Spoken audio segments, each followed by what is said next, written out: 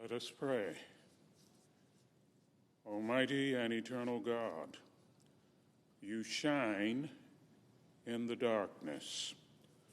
The whole earth is bathed in your light, and for that we are grateful. Today, be near to our lawmakers. Penetrate the springs of their being, bringing cleansing, healing, and unity. Drive them away from the shadows of a stalemate with our government shutdown, enabling them to find common ground.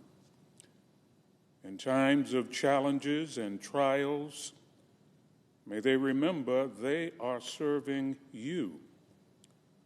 Lord, as we all trust in your mercies, surround our nation and world with the shield of your favor and protection.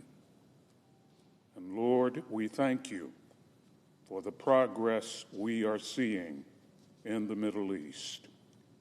We pray in your great name.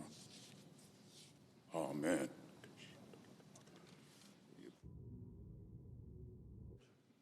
I pledge allegiance to the flag of the United States of America and to the republic for which it stands, one nation under God, with liberty and justice for all.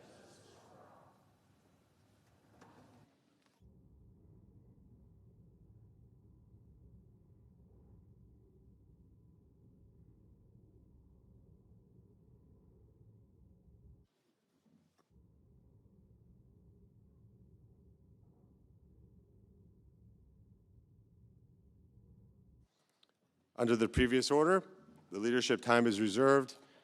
Morning business is closed. Under the previous order, the Senate will resume consideration of S. 2296, which the clerk will report. Calendar number 115, S. 2296, a bill to authorize appropriations for fiscal year 2026 for military activities of the Department of Defense and so forth and for other purposes. Mr. President, I recognize the senator from Iowa. once again, in the chaplain's prayer, he brought up the issue before the United States Senate and presented it to the Lord about the problems created by the shutdown of the government.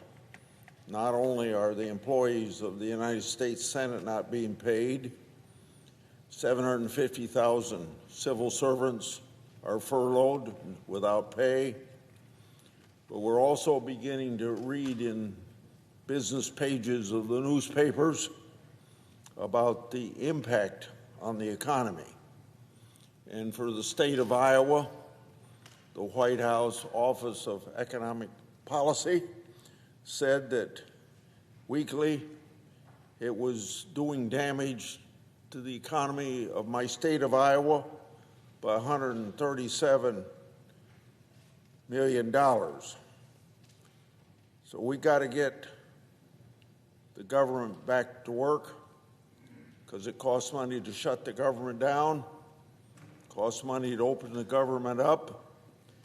The government is supposed to be a service to the American people besides protecting the American people, and quite frankly, none of that can be done when it's shut down. I come to the floor today to speak about some information that I got from whistleblowers. First time, September 23rd, last year. At that time, I spoke to my fellow senators, making public very concerning whistleblower allegations. The whistleblower alleged to my office that the Postal Service, which is an independent government agency, had hired registered sex offenders as mail carriers. So I investigated to find out how bad this problem was at that agency. To date, the The Postal Service has refused to provide a list of names of registered sex offenders. The Postal Service has provided some information about the number of sex offenders working at the Postal Service. On July 7th, 2025, the Postal Service confirmed that in 2024, the agency employed 150 registered sex offenders. The letter said of the 150, 102 had, quote, access to the public, end quote. Of the 102, 77 were male carriers. News even more alarming in that letter, the Postal Service doesn't track the routes used by employees who are registered sex offenders. We don't even know the locations of where these carriers deliver their mail. The Postal Service also doesn't track the crimes that led to an employee's registration on the sex offender register. On August the 7th, 2025, I wrote the Postal Service requesting additional information. So this is what I want to know about how the Postal Service ensures our communities are safe and what crimes were, and that's just among other questions I have. To date, I've received no response. When it comes to this matter, our communities deserve much better than what they're getting from the Postal Service, and we got to make sure that the Postal Service is as protective of people's safety as any other agency of government. I yield the floor and suggest absent. No quorum call. The clerk will call the roll.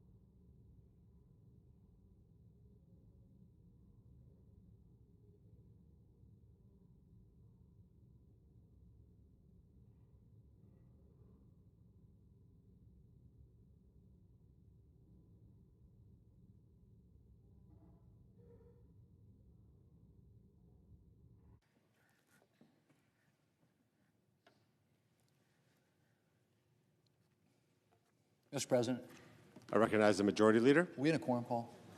We're not. Mr. President, before I begin, I want to mention the very welcome news that the first phase of the historic Israel-Gaza peace plan brokered by President Trump and his administration, working with allies and partners in the region, has been agreed to. This will finally mean the release of all remaining hostages, living and dead, who have been held by Hamas since its October 7, 2023 attack. It is vital that Israel, and especially Hamas, implement the terms of this agreement as quickly as possible so that this can truly mark the beginning of an end to the bloodshed. I hope a lasting peace for this most war-torn of regions. In addition to both sides adhering to all agreed-upon terms, true peace will also require that there is never again a threat to Israel emanating from Gaza. This means that Hamas must disarm and relinquish any role in governance of the Gaza Strip. And I know the President and Secretary Rubio continue to work relentlessly to pursue peace and to make this a reality. Mr. President, I am grateful for this news, and my prayers today are for the successful release of all hostages, the success of this agreement, and the protection of all innocents in harm's way. Mr. President, we are now 9 days into the Democrats' government shutdown. 9 days in which Democrats have had multiple opportunities to support a clean, nonpartisan CR sitting right here at the Senate desk to reopen the government. Something that's been passed by our colleagues in the House of Representatives that has achieved 55 senators, Senate majority, out of 100 senators, 55 senators support this 24-page resolution sitting at the desk, which could open up the government today, because as soon as the Senate passes it, the President will sign it into law. And, Mr. President, this is the same nonpartisan measure that, as I said, passed the House 3 weeks ago. No partisan riders, no gimmicks, no partisan policies, Republican policies, anything like that. A simple resolution, 24 pages long, to open up our government and make sure that the federal employees and the American people who depend upon them get paid. Mr. President, the President's ready to sign it. All it takes is a handful of Democrats. There are 3 Democrats who have already supported this clean continuing resolution. Just a handful more, and we can end this shutdown in a matter of hours. 55 senators, a Senate majority, a majority of the 100 United States senators, majority in the House of Representatives. The President of the United States is prepared to sign it. That's how straightforward this proposition is. And we've already seen, Mr. President, plenty of negative impacts from the Democrat shutdown. But a whole new wave of pain begins tomorrow if Democrats don't act. Because if we fail to fund the government by the end of the day today, American service members will begin going without their paychecks starting tomorrow. That's right, Mr. President. If Democrats can't bring themselves to reopen the government by the end of the day, our troops, the people who protect and defend this country, will start missing their paychecks. To say that that's unacceptable is an understatement. Many of our service members are serving in harm's way at this very moment. All of them stand ready to rush into danger at a moment's notice to protect the rest of us. They and their families make numerous sacrifices to serve our country. The very idea, Mr. President, that they won't get a paycheck because Democrats can't bring themselves to accept a clean, nonpartisan CR is beyond the pale. Mr. President, if the government remains shut down after today, instead of getting our troops paid, they're going to have to continue stretching what money they've saved. And unfortunately, Mr. President, sometimes that's not very much. As one advocate for military families put it, and I quote, "This isn't just a financial hardship. It's destabilizing for households and military readiness alike." Military readiness. Many families have already begun to visit food banks near bases. And it's even harder on families with a loved one who's deployed. Amy Palmer, who runs an organization that helps military families in Colorado, said families of the deployed, and I quote, are having to navigate this alone. They're used to getting the paycheck and paying bills on behalf of their entire family. And with that service member deployed and not really having that support system from them, it is really hard, end quote. Well, Mr. President, it's not just our troops who are going to be missing a paycheck. Civilian workers will also be missing part of their pay starting this Friday, including law enforcement officers like the members of our very own Capitol Police. Food banks and other nonprofits around the country are bracing for increased demand from federal employees, especially here in the National Capital Region. I remember when a Democrat leader was a passionate opponent of government shutdowns because of their impact on federal workers. I'm pretty sure that was just about 6 months ago. Other Democrats used to be concerned about the impact on federal workers as well. A few years ago, our Democrat colleague from New Jersey, himself a former career federal worker, had this to say, and I quote, I worked through multiple shutdowns, including, having to work and show up every day without getting paid. I mean, it's just so scary to think of the fact that this is going to hurt people, end quote. Yet Democrats aren't showing the slightest interest in reopening the government to ensure our troops and federal employees get paid. Mr. President, later today, we're going to have another vote on the clean continuing resolution to open up the government. As I said, we are a handful of Democrats away from passing this continuing resolution and reopening the government. A handful of votes away from paying our troops. And we're going to see if that matters to Democrats.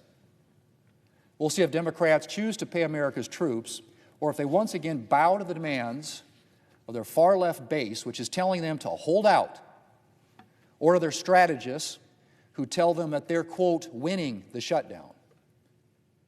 Well, based on the reporting this morning, Democrats couldn't care less whether military families miss a paycheck tomorrow. In an interview posted this morning, the Democrat leader said, every day gets better for us.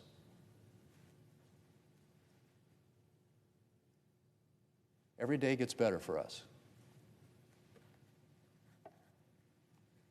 Mr. President, this isn't a political game. Democrats might feel that way, but I don't know of anybody else that does. Mr. President, the longer this goes on, the more the American people realize the Democrats own this shutdown. A Morning Consult poll finds that, and I quote, voters increasingly blame Democrats for the government shutdown, end quote. In the latest Harvard-Harris poll, 65% of voters think Democrats should reopen the government instead of holding out for their partisan demands. But Democrats are apparently being told to hold the line by their far-left base, and so this shutdown drags on. Mr. President, we can solve the issue of troop pay and every other problem we're seeing today, by passing this clean, nonpartisan CR and sending it to the President. He's ready to sign it. If Democrats would only agree, we could reopen the government in just a few hours, literally. Pay our troops, pay our federal workers, and stop this madness and this notion that somehow in this political game, the Democrats believe, according to their leader, that every day gets better for us. That, Mr. President, is not the experience of the American people. It's time to end this shutdown, to reopen this government. Let's pass this CR today. Mr. President, I yield the floor.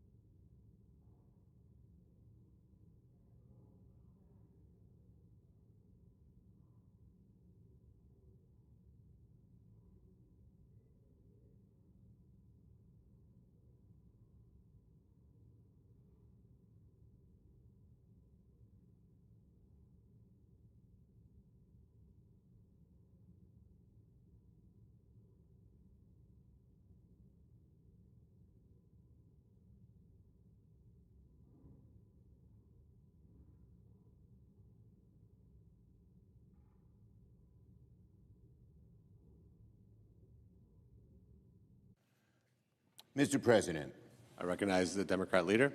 I ask unanimous consent the quorum call be dispensed with. The senator is recognized. Mr. President, last night, nearly 2 years to the day of Hamas's vicious attack on October 7th, after nearly 2 long years of devastating war in Gaza, it appears that a ceasefire and hostage agreement has been reached. If this agreement is implemented, then finally, after 2 years of immense suffering, the hostages could soon be free. There could be a ceasefire, and the victims of this painful conflict can start to rebuild their lives. This brings a huge sigh of relief to the hostage families, to all of Israel, and to Palestinians who have suffered for so long in this horrific humanitarian catastrophe. Now we await details and final acceptance and implementation from all parties of the first phase. And we must begin the even harder work of closing negotiations to end the war, to start building the day after in Gaza without Hamas, to surge humanitarian assistance to Palestinians in Gaza, and to build a lasting peace that ensures security and dignity for Israelis and Palestinians alike. This morning, I hope and pray that all of the hostages are released, including the deceased hostages. I will never give up until all the hostages are home, including the remains of my constituents, Omer Nutra and Itai Chen. I've gotten to know their families well over the last 2 years, and I share their desperation to bring them home for proper burial and closure. The work is not over, but any step to end this nightmare is one that should be celebrated and carefully implemented. Now on the shutdown and the Trump administration. The federal government has now been shut down for more than a week, but Donald Trump, Speaker Johnson, and Republicans in Congress are nowhere to be found. Instead of playing with people's lives, Donald Trump and Republican leaders in Congress need to sit down with Democrats and have a serious negotiation to fix health care and reopen the government at once. Workers are starting to miss out on paychecks. Seniors are worried about delays at the Social Security Administration. Small business with government contracts are in the dark. We need to end this shutdown as soon as possible. Every day that Republicans refuse to negotiate to end this shutdown, each day our case to fix health care and end the shutdown gets better and better, stronger and stronger, because families are opening their letters showing how high their premiums will climb if Republicans get their way. They're seeing why this fight matters. It's about protecting their health care, their bank accounts, their futures. But Republicans are absent. The House is literally on vacation. And Donald Trump, meanwhile, continues to play with people's lives and threaten mass layoffs for federal workers. Yesterday, the Wall Street Journal reported that Republican leaders in Congress have been urging the administration not to follow through with their threats of mass layoffs and no back pay for furloughed federal workers. The Journal wrote, quote, that far-reaching government cuts and firings could backfire with the public, and aides have been, quote, warning that such moves could cause voters to blame Republicans for the shutdown. That's the Wall Street Journal. Well, this is spot on. If Donald Trump thinks that punishing federal workers and treating the American public as pawns is going to help him politically, he's making a terrible mistake. Because the American people are smart.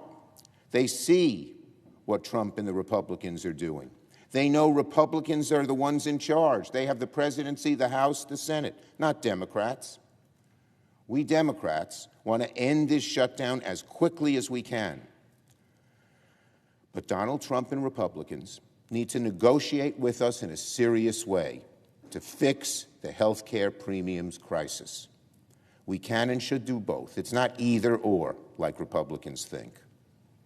President Trump, meanwhile, is simply not taking this shutdown seriously, because as we speak, the Trump administration continues to negotiate a $20 billion bailout for Argentina to prop up a MAGA ally. Apparently, Donald Trump thinks $20 billion for a MAGA-friendly government in Argentina is fine, but fixing health care premiums here at home is not. Meanwhile, thanks to Trump's bungled trade war with China, American soybean farmers have been shut out of foreign markets and are facing mass bankruptcies. With American farmers cut out, farmers in countries like Argentina are taking advantage, selling record number of soybeans to China. But instead of helping American farms now in the middle of a shutdown, Donald Trump wants to send $20 billion to Argentina to help them compete against American farmers. All while hungry Americans face higher grocery prices and the largest cuts ever to nutrition aid, thanks to Donald Trump and the Republicans' big ugly bill. It's utter lunacy. Whose side is Donald Trump on? And the situation is no better here in Congress. In the middle of a shutdown crisis, Speaker Johnson has shut the lights off to the halls of Congress.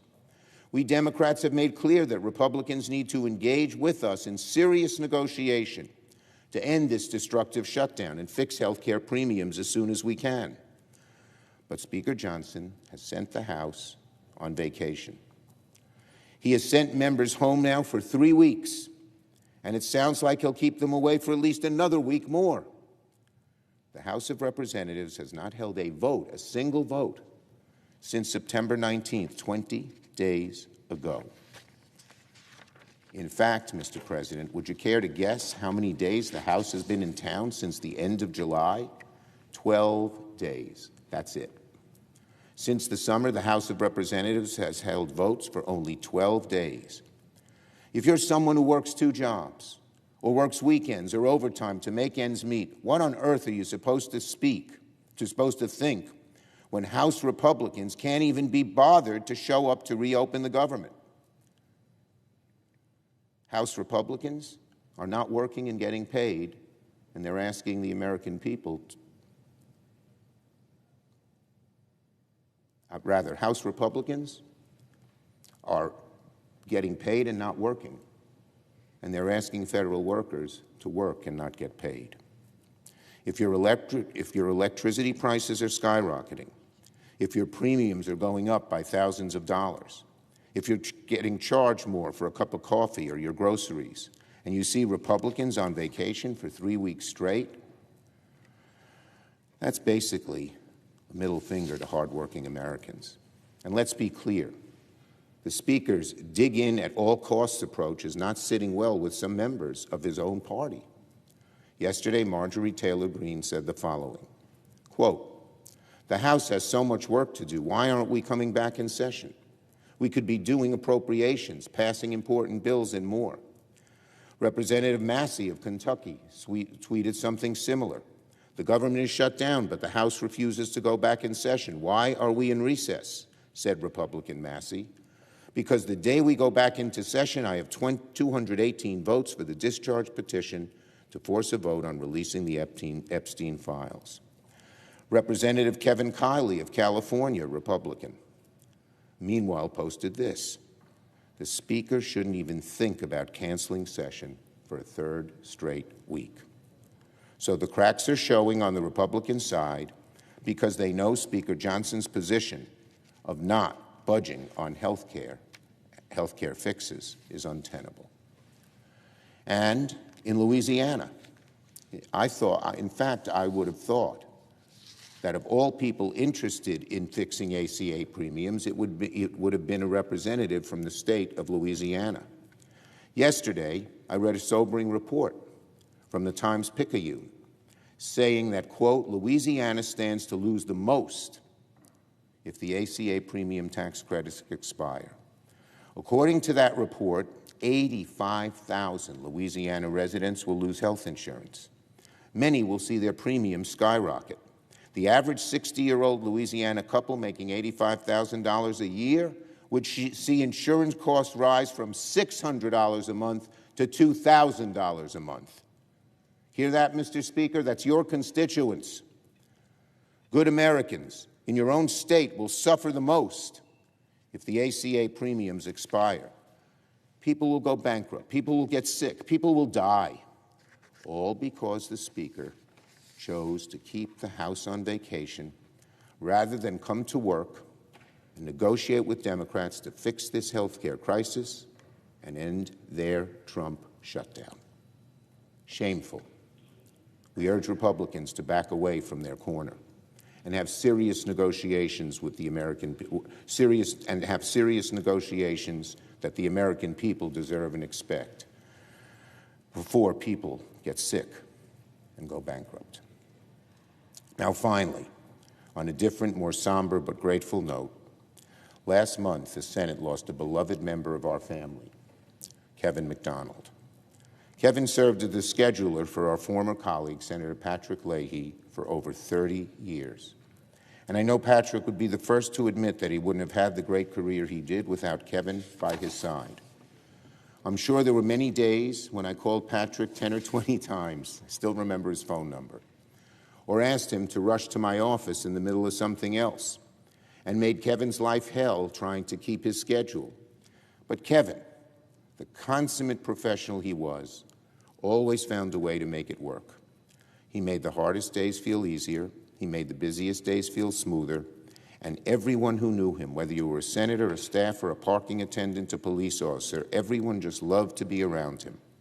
He was the life of every party. He lit up every room he walked into and had an innate ability to turn friends into family. We'll all miss Kevin. We thank him for his service to the Senate, the state of Vermont, and the country. Our prayers are with his family, his friends, and his loved ones. I yield the floor. I recognize a majority whip. Thank you, Mr. I come to the floor having just listened to the minority leader talk, and I read in Punchbowl News this morning the minority leader making a statement to Punchbowl. So he thinks the Democrats have momentum. His statement is, every day gets better for us. That's what he said in an interview from his office yesterday when he was interviewed by the News. He said, every day gets better for us. I said, who is us? Not better for the American people. Who does he mean by us? Not the military who's not getting paid, not the Border Patrol that's not getting paid, not the air traffic controllers who aren't getting paid. Who is us? He's playing a game. We see it. The Washington Post talked about it just yesterday in their headline and their editorial page. Democrat leaders play dangerous game. That's what we have here. And what does the minority leader say? Every day gets better for us. Who in the world is us? Is it this group that has organized the shutdown? They've talked about having an orchestrated group of the far left wing, the terrorist wing of the Democrat Party, organizing and orchestrating the shutdown, planning for weeks in the minority leader's office, closely coordinated, and it's hurting the American people. But the minority leader has said it's getting better for them. Look, how can they brag about the damage that they're doing to the American people? Whether it's women on infant and children programs needing food, whether it's small businesses applying for loans for the Small Business Administration, our troops, our Border Patrol. But boy, for what I see from the minority leader and where he's trying to lead this country, it's a perfect quote for the shutdown. Gets better for them every day. And I'll tell you, Mr. President, it's rubbish. And it is hurting our country. 13 times we have voted to open the government, keep it open for a continuing resolution in Joe Biden's term, and now they're not going to do it because Donald Trump's in the White House. That's what we have in this country today. A political game being played by the Democrats because they think that every day gets better for them. And this isn't right versus left. This is right versus wrong. That's what we're facing in this country today. There are 1.3 million soldiers, sailors, airmen, Marines, Coast Guards, Guardians on active duty to protect our nation, protect our freedoms. They're going to miss their paychecks. But Chuck Schumer says getting better for them, for the brave men and women in uniform. One date looms large. It's October 15th. Normally October 15th is payday. This year, under the Schumer shutdown, with it getting better for Schumer every day, it's going to be a day paychecks don't arrive for every one of them. 9 days ago, October 1st, service members of the ranks got their last paycheck. And it's going to be their last paycheck until the game, the dangerous game, the political game that Schumer and the others are playing ends and government reopens. We could do it today with a vote. We're going to have an opportunity to do it. And it's wrong. It's just wrong to do this as a game because it's getting better for them every day, or so they think. This Friday, October 10th, tomorrow, Border Patrol agents and other federal workers will receive only half a paycheck.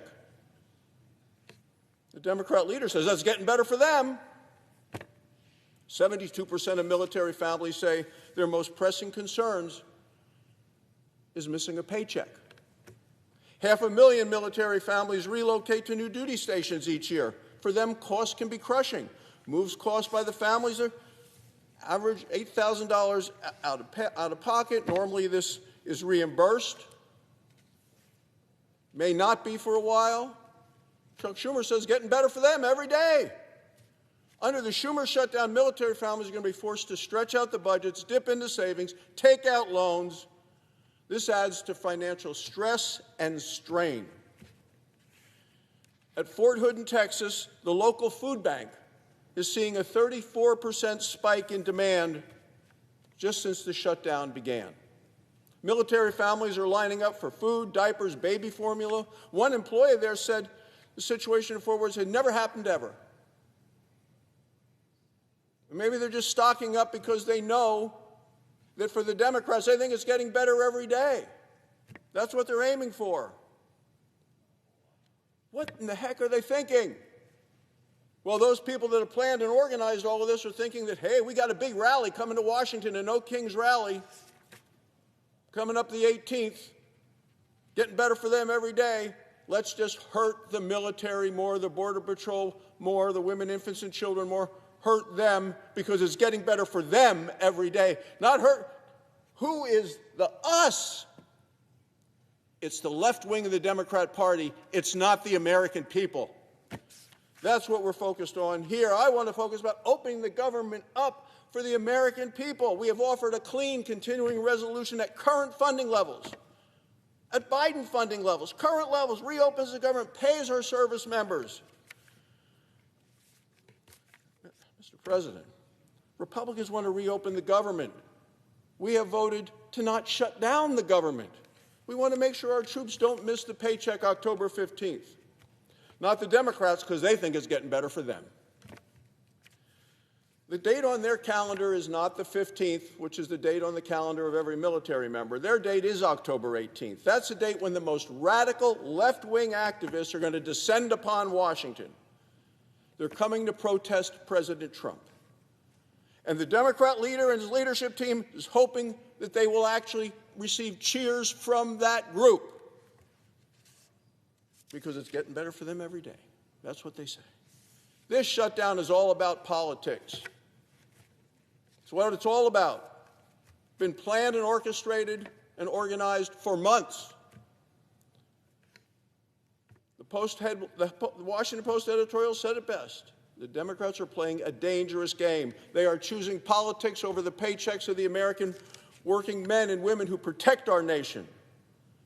And this weakness defines today's Democrat Party. They are radical, they are extreme, they are dangerous, they are scary, they are out of touch. But they think it's getting better for those people every day. They're holding our military hostage. Why? Because they want to impress the left-wing activists. It's indefensible. Service members now have to worry about putting food on the table so that the Democrats and Senator Schumer can try to satisfy the far-left liberal wing of the party, who will never be satisfied until this country is destroyed. That's what they want.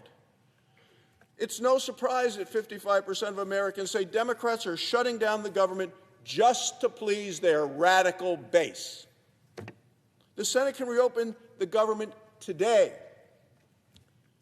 But we need a handful of Democrats to join us. Democrats voted 13 times for a clean continuing resolution under Joe Biden. They know that the Schumer shutdown, it's reckless, it's radical, and it is wrong. The Democrats don't seem to care because, according to Chuck Schumer, every day gets better for us. And as a result, the Democrats are threatening America's safety, our security, and our prosperity.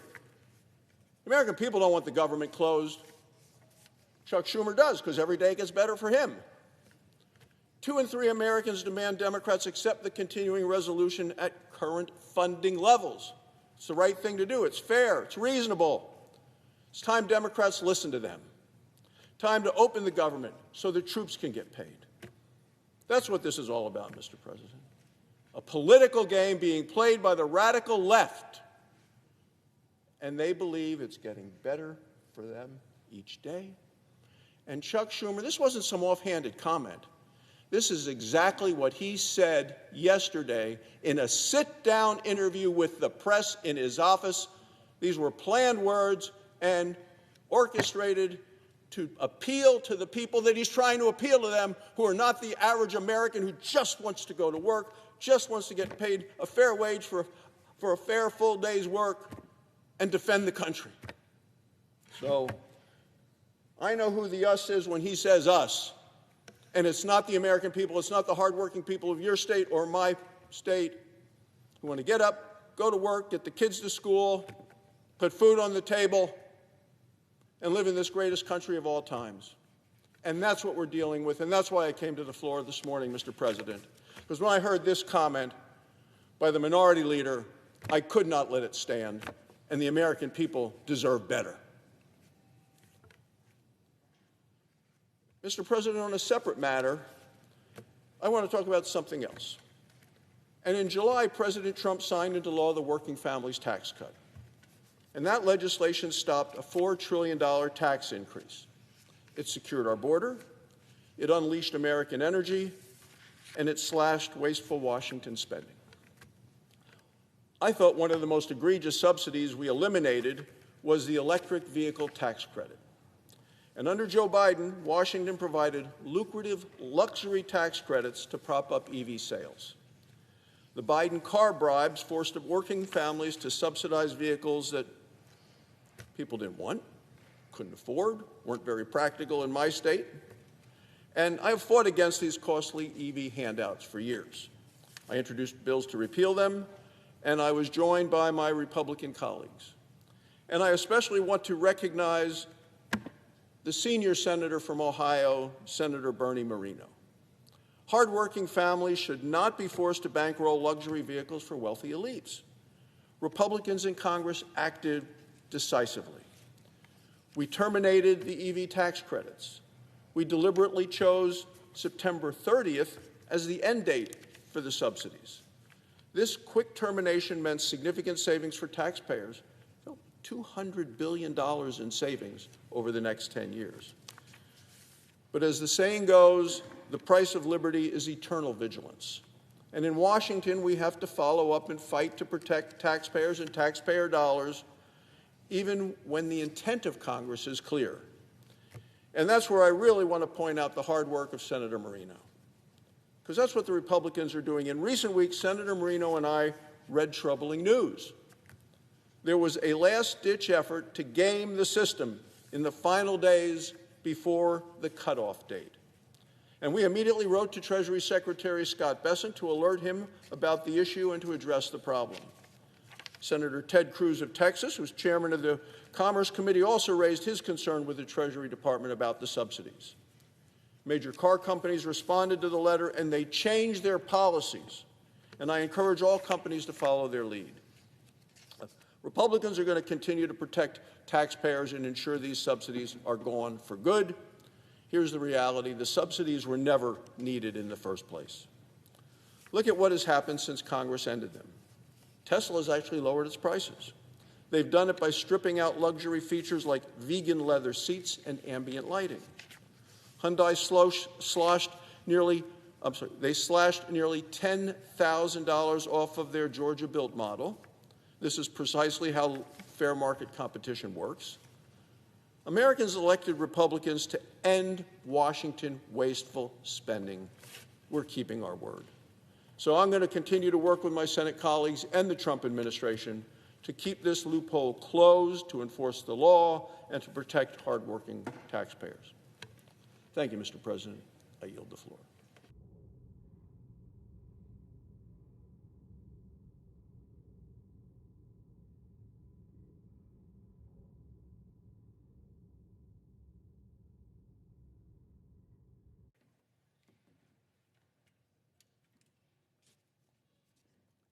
Mr. President.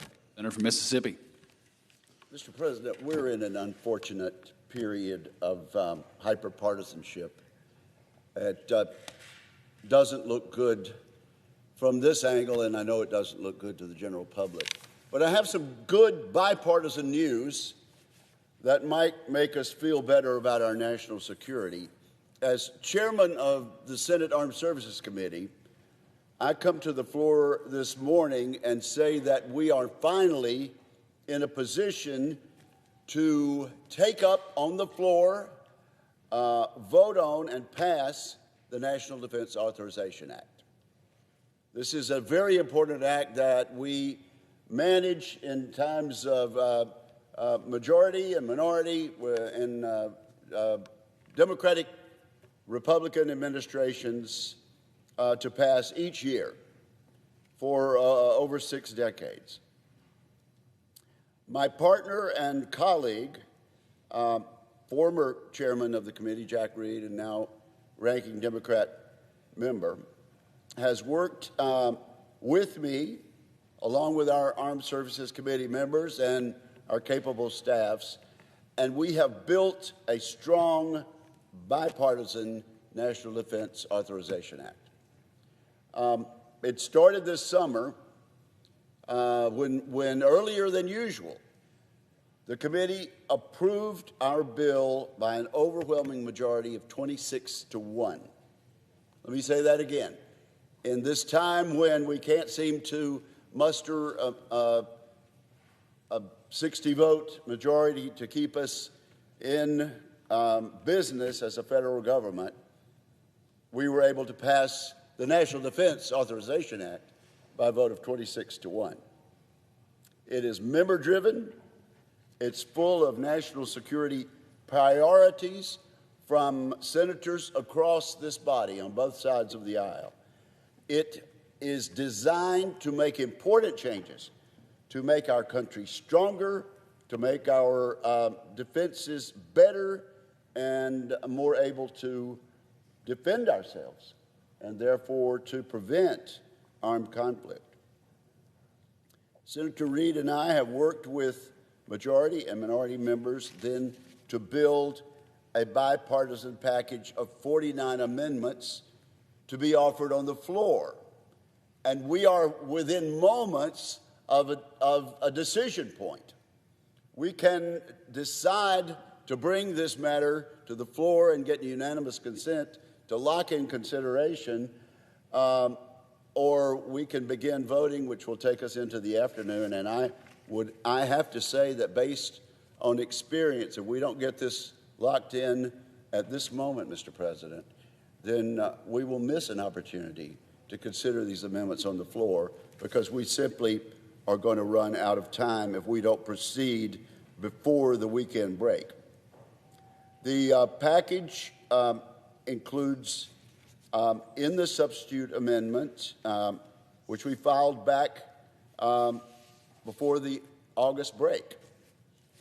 Now, since that time, we've worked closely to take the next step. We have 47 amendments for a second manager's package. And this has been agreed upon by the ranking member and by me and by our membership, split evenly between Republicans and Democrats. It contains numerous bipartisan items. We might not take all 17 votes, but we've teed up 17 votes. Again, split evenly, or split as evenly as possible between Republican bills and Democrat bills.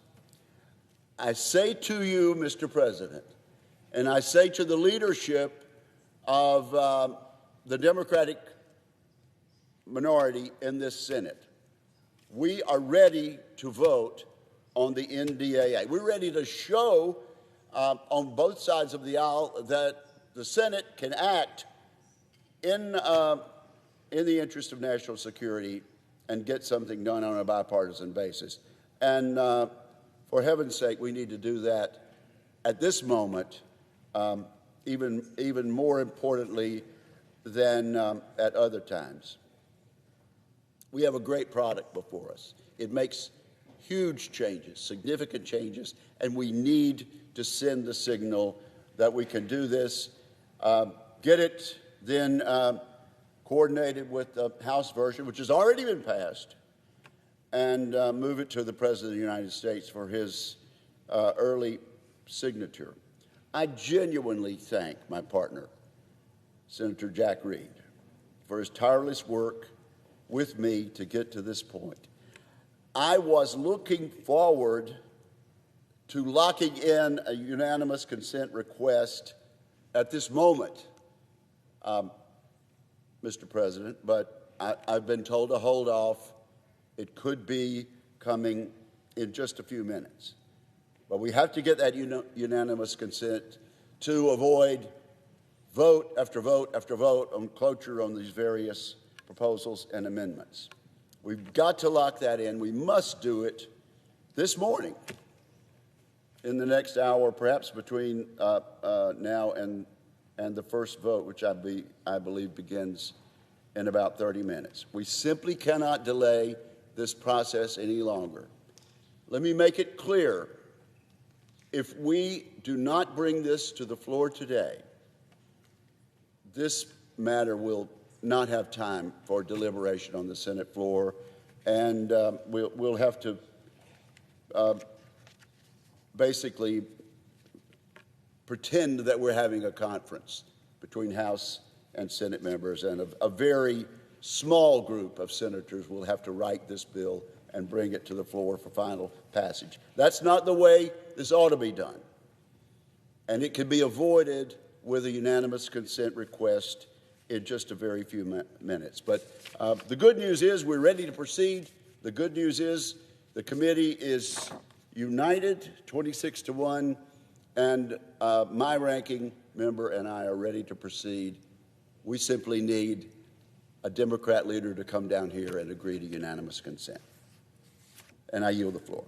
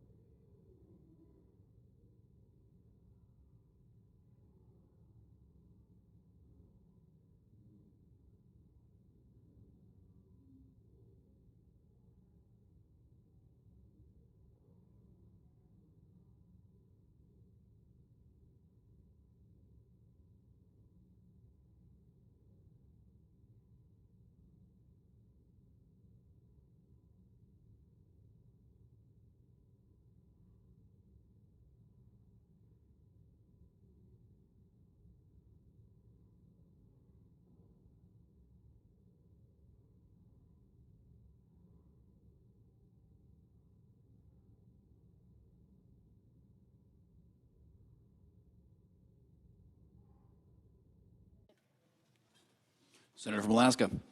Mr. President, before I begin my remarks, I would ask unanimous consent that privileges of the floor be granted to my congressional fellows and interns for the remainder of this Congress. They are Mary Horton, Kathleen Song, Valerie Hines, and Michael Noddy. Without objection. Mr. President, we've all talked about what the primary goal is right now in the Senate. It is to reopen the federal government, but that's not all we need to reopen right now. As we focus on ending this shutdown, I've come to speak in support of a disapproval resolution that is now pending.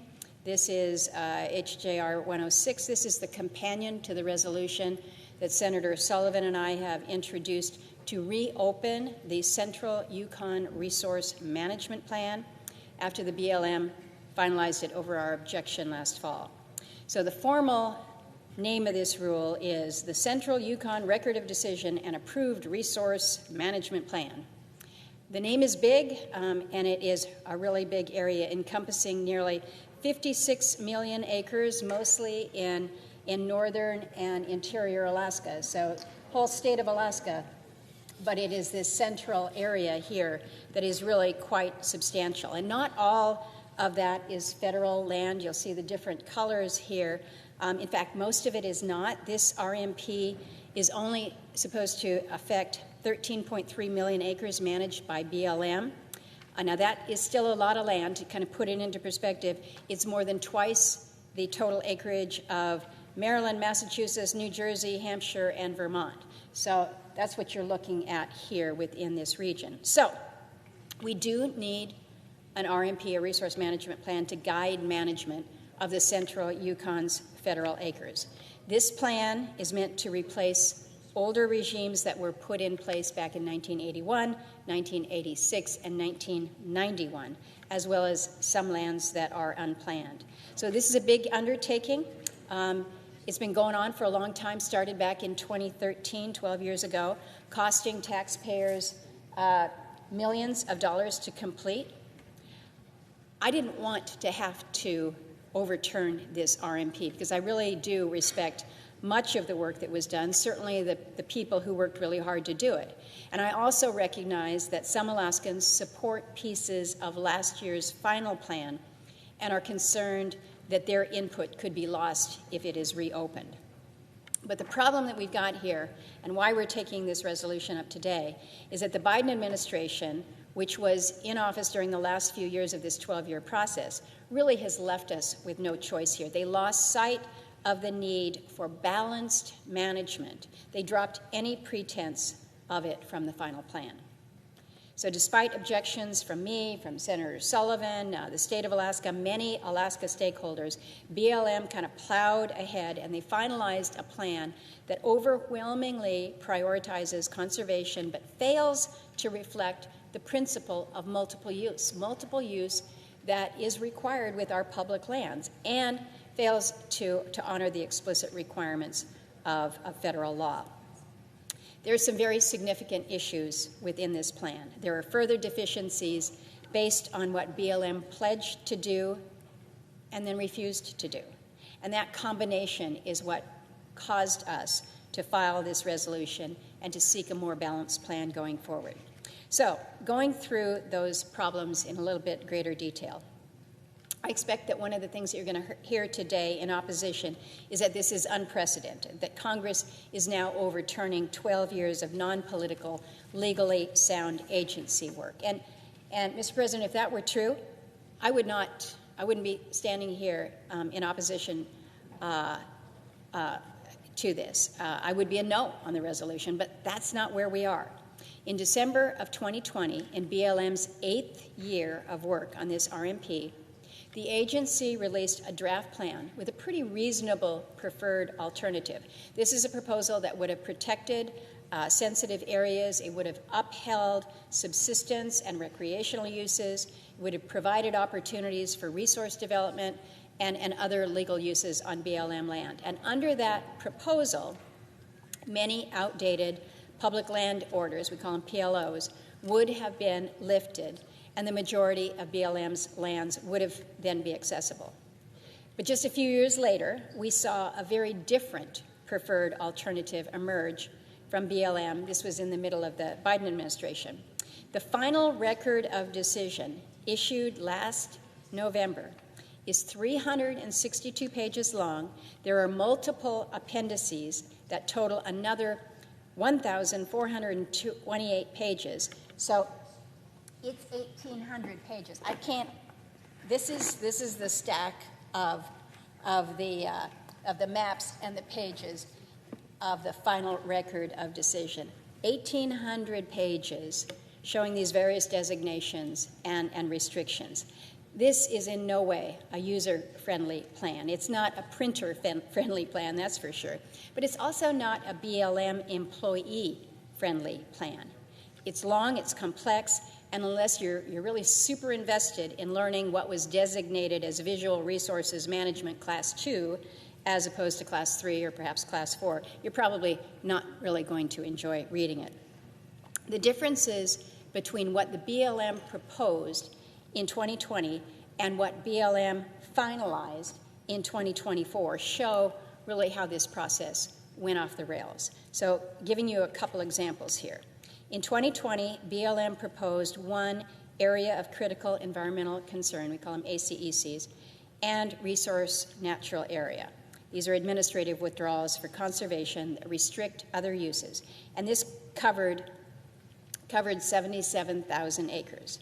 Then last year, BLM's final RMP balloons this to include 21 ACECs and RNAs covering 3.6 million acres. This is imposing restrictions on nearly 47 times more land. In 2020, BLM proposed 497,000 acres of special recreation management areas. In 2024, we saw that triple to 1.453 million acres. In 2020, BLM proposed little over 1 million acres of utility and transportation corridors. In 2024, that fell by 2/3 to just 33,000 acres.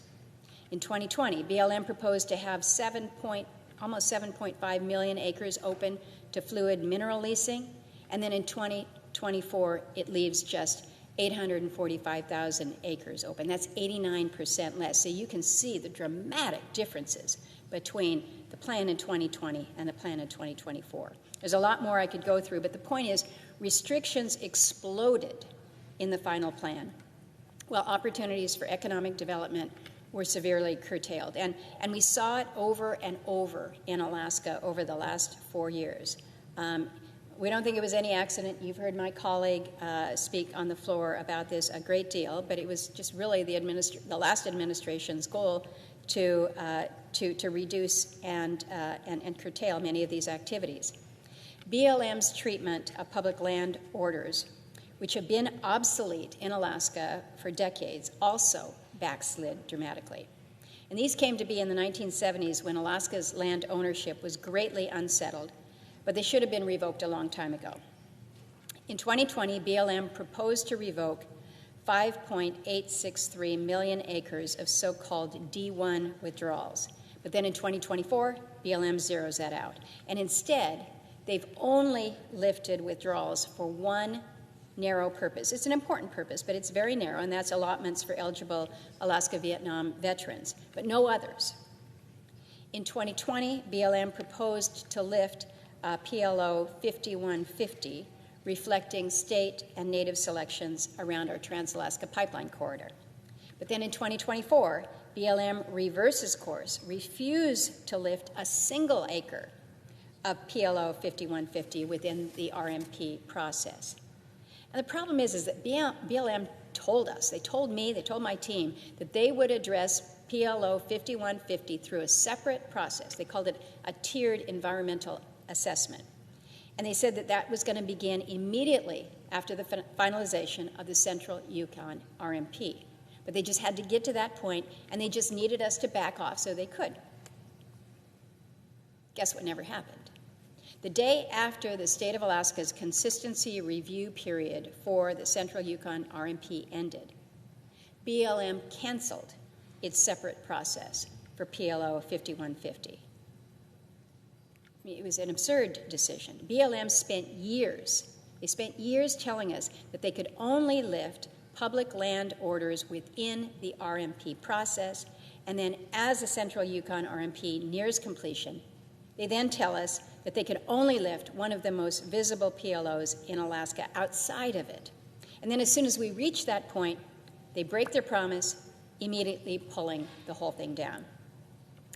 My team was actually on the phone with BLM when this happened. They asked about the process, and they were told everything is on track, everything's going just fine. And right after, probably not even more than 30 minutes after that, BLM calls state officials to tell them it's off and never coming back. If that's not a bait and switch, I don't know what is. But this is where you can start to see how BLM's actions, both what it did and what it refused to do in this RMP, directly contradict multiple federal laws. The first is ANILCA, the Alaska National Interest Lands Conservation Act. That was Alaska's grand bargain. This is where Congress withdrew and conserved tens of millions of acres in our state in exchange for reasonable opportunities for economic development, whether it be within the 1002 area, the Ambler Road, but this was the deal back in 1980. And to confirm that Alaska had done its part for national conservation, ANILCA also includes several what we call no more clauses, reflecting the fact that we were done, no more wilderness needed to be designated in the state of Alaska. It should be pretty apparent that unilateral administrative designation of 3.6 million acres of ACECs, dozens of other restrictions across millions of other acres, and the retention of virtually all land withdrawals, which were supposed to be lifted decades ago, are all directly contrary to ANILCA. The Central Yukon Plan also conflicts with a law that I wrote called the Alaska Land Transfer Acceleration Act. Some people around here are still surprised that Alaska's land ownership is still not settled yet. 66 years after statehood, neither our state nor our native land entitlements have been fulfilled. We've got millions of acres remaining outstanding on both of these, and their settlement hinges on the federal government making available and then transferring selected lands. Congress agreed to enact my Alaska Land Transfer Acceleration Act back in 2004, and we set this goal that our land entitlements would be complete by 2009. That was the 50th anniversary of statehood. Well, that didn't happen, but some good did come from it. BLM surveyed its land withdrawals in Alaska, and then in 2006, there was a report to Congress that recommended that 95% of them, covering 152 million acres, could be lifted consistent with the protection of the public's interest. And the only caveat here was that BLM preferred to lift its orders through its land planning process. So we worked with them. We pushed to make that happen. We've appropriated funding to make it happen. But when BLM undertakes a new RMP and decides that not a single acre of a single PLO can be lifted across 13.3 million acres for any other purpose other than native allotments, you're going to see patience run out. And it turns to frustration, it turns to opposition, and it takes us to where we are today, which is congressional disapproval of a resource management plan. Now, I would also point out that the Central Yukon RMP conflicts with ANCSA, or the Alaska Native Claims Settlement Act. The regional ANC in the Central Yukon area, Doyon, has rightly pointed out that BLM's actions in this RMP would make it difficult, if not impossible, to utilize its lands for the benefit of its people in line with congressional intent. In a letter to Alaska's congressional delegation, Doyon explained how BLM's restrictive land designations will, quote, complicate access to and use of Doyon lands and potentially prevent Doyon from fully realizing the economic and other benefits that Congress intended it would enjoy as a result of ANCSA's settlement of Aboriginal claims. So, Mr. President, I'd ask that unanimous consent that the letter be included as part of the congressional record immediately following my remarks. Without objection. And, Mr. President, we also received a letter of support for this resolution from the North Slope Trilateral, which includes the Inupiat community of the Arctic Slope, the North Slope Borough, and the Arctic Slope Regional Corporation, ASRC.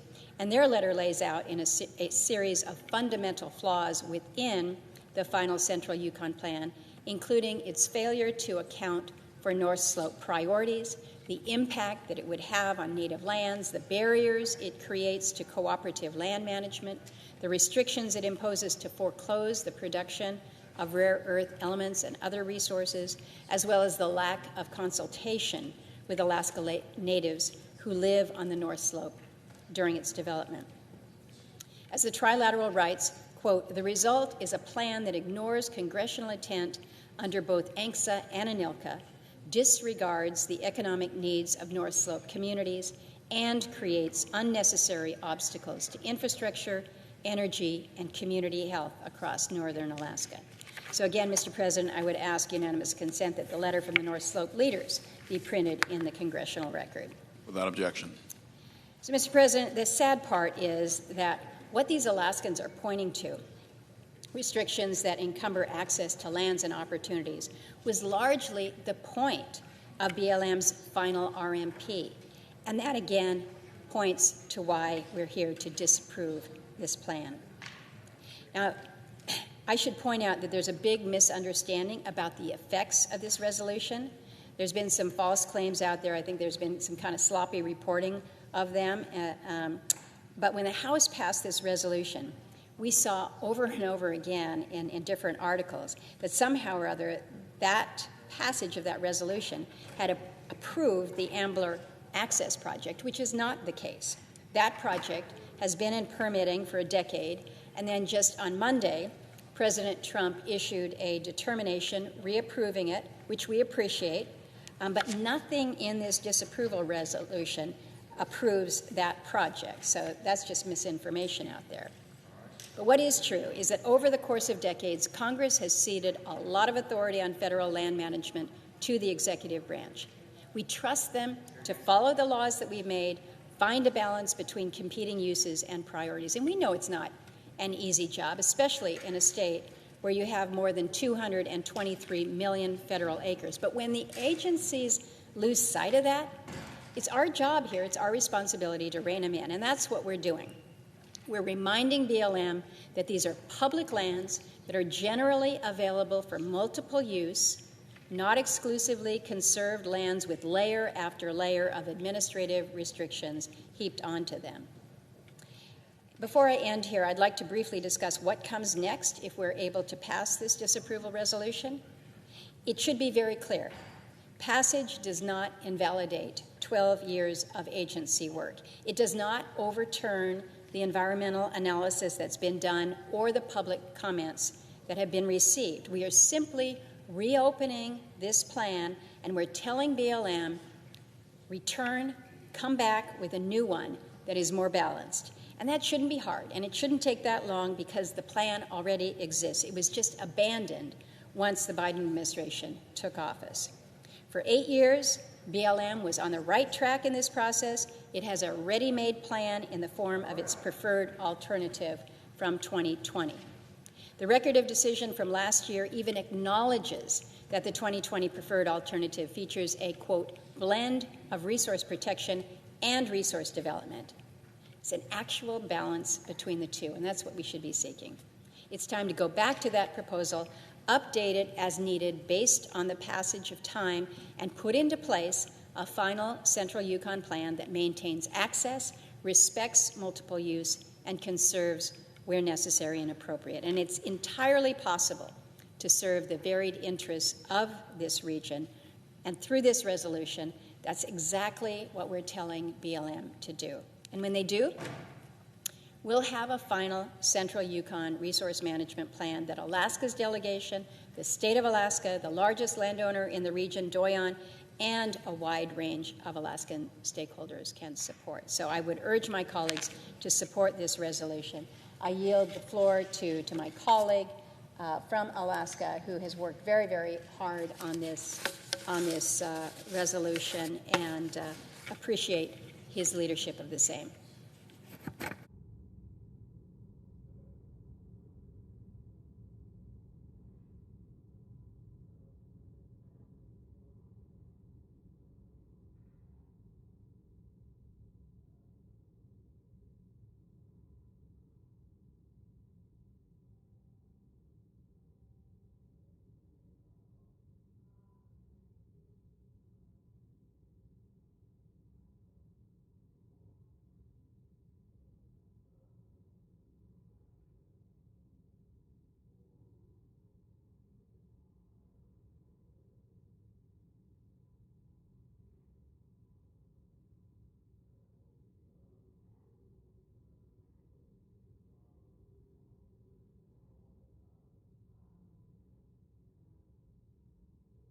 Mr. President.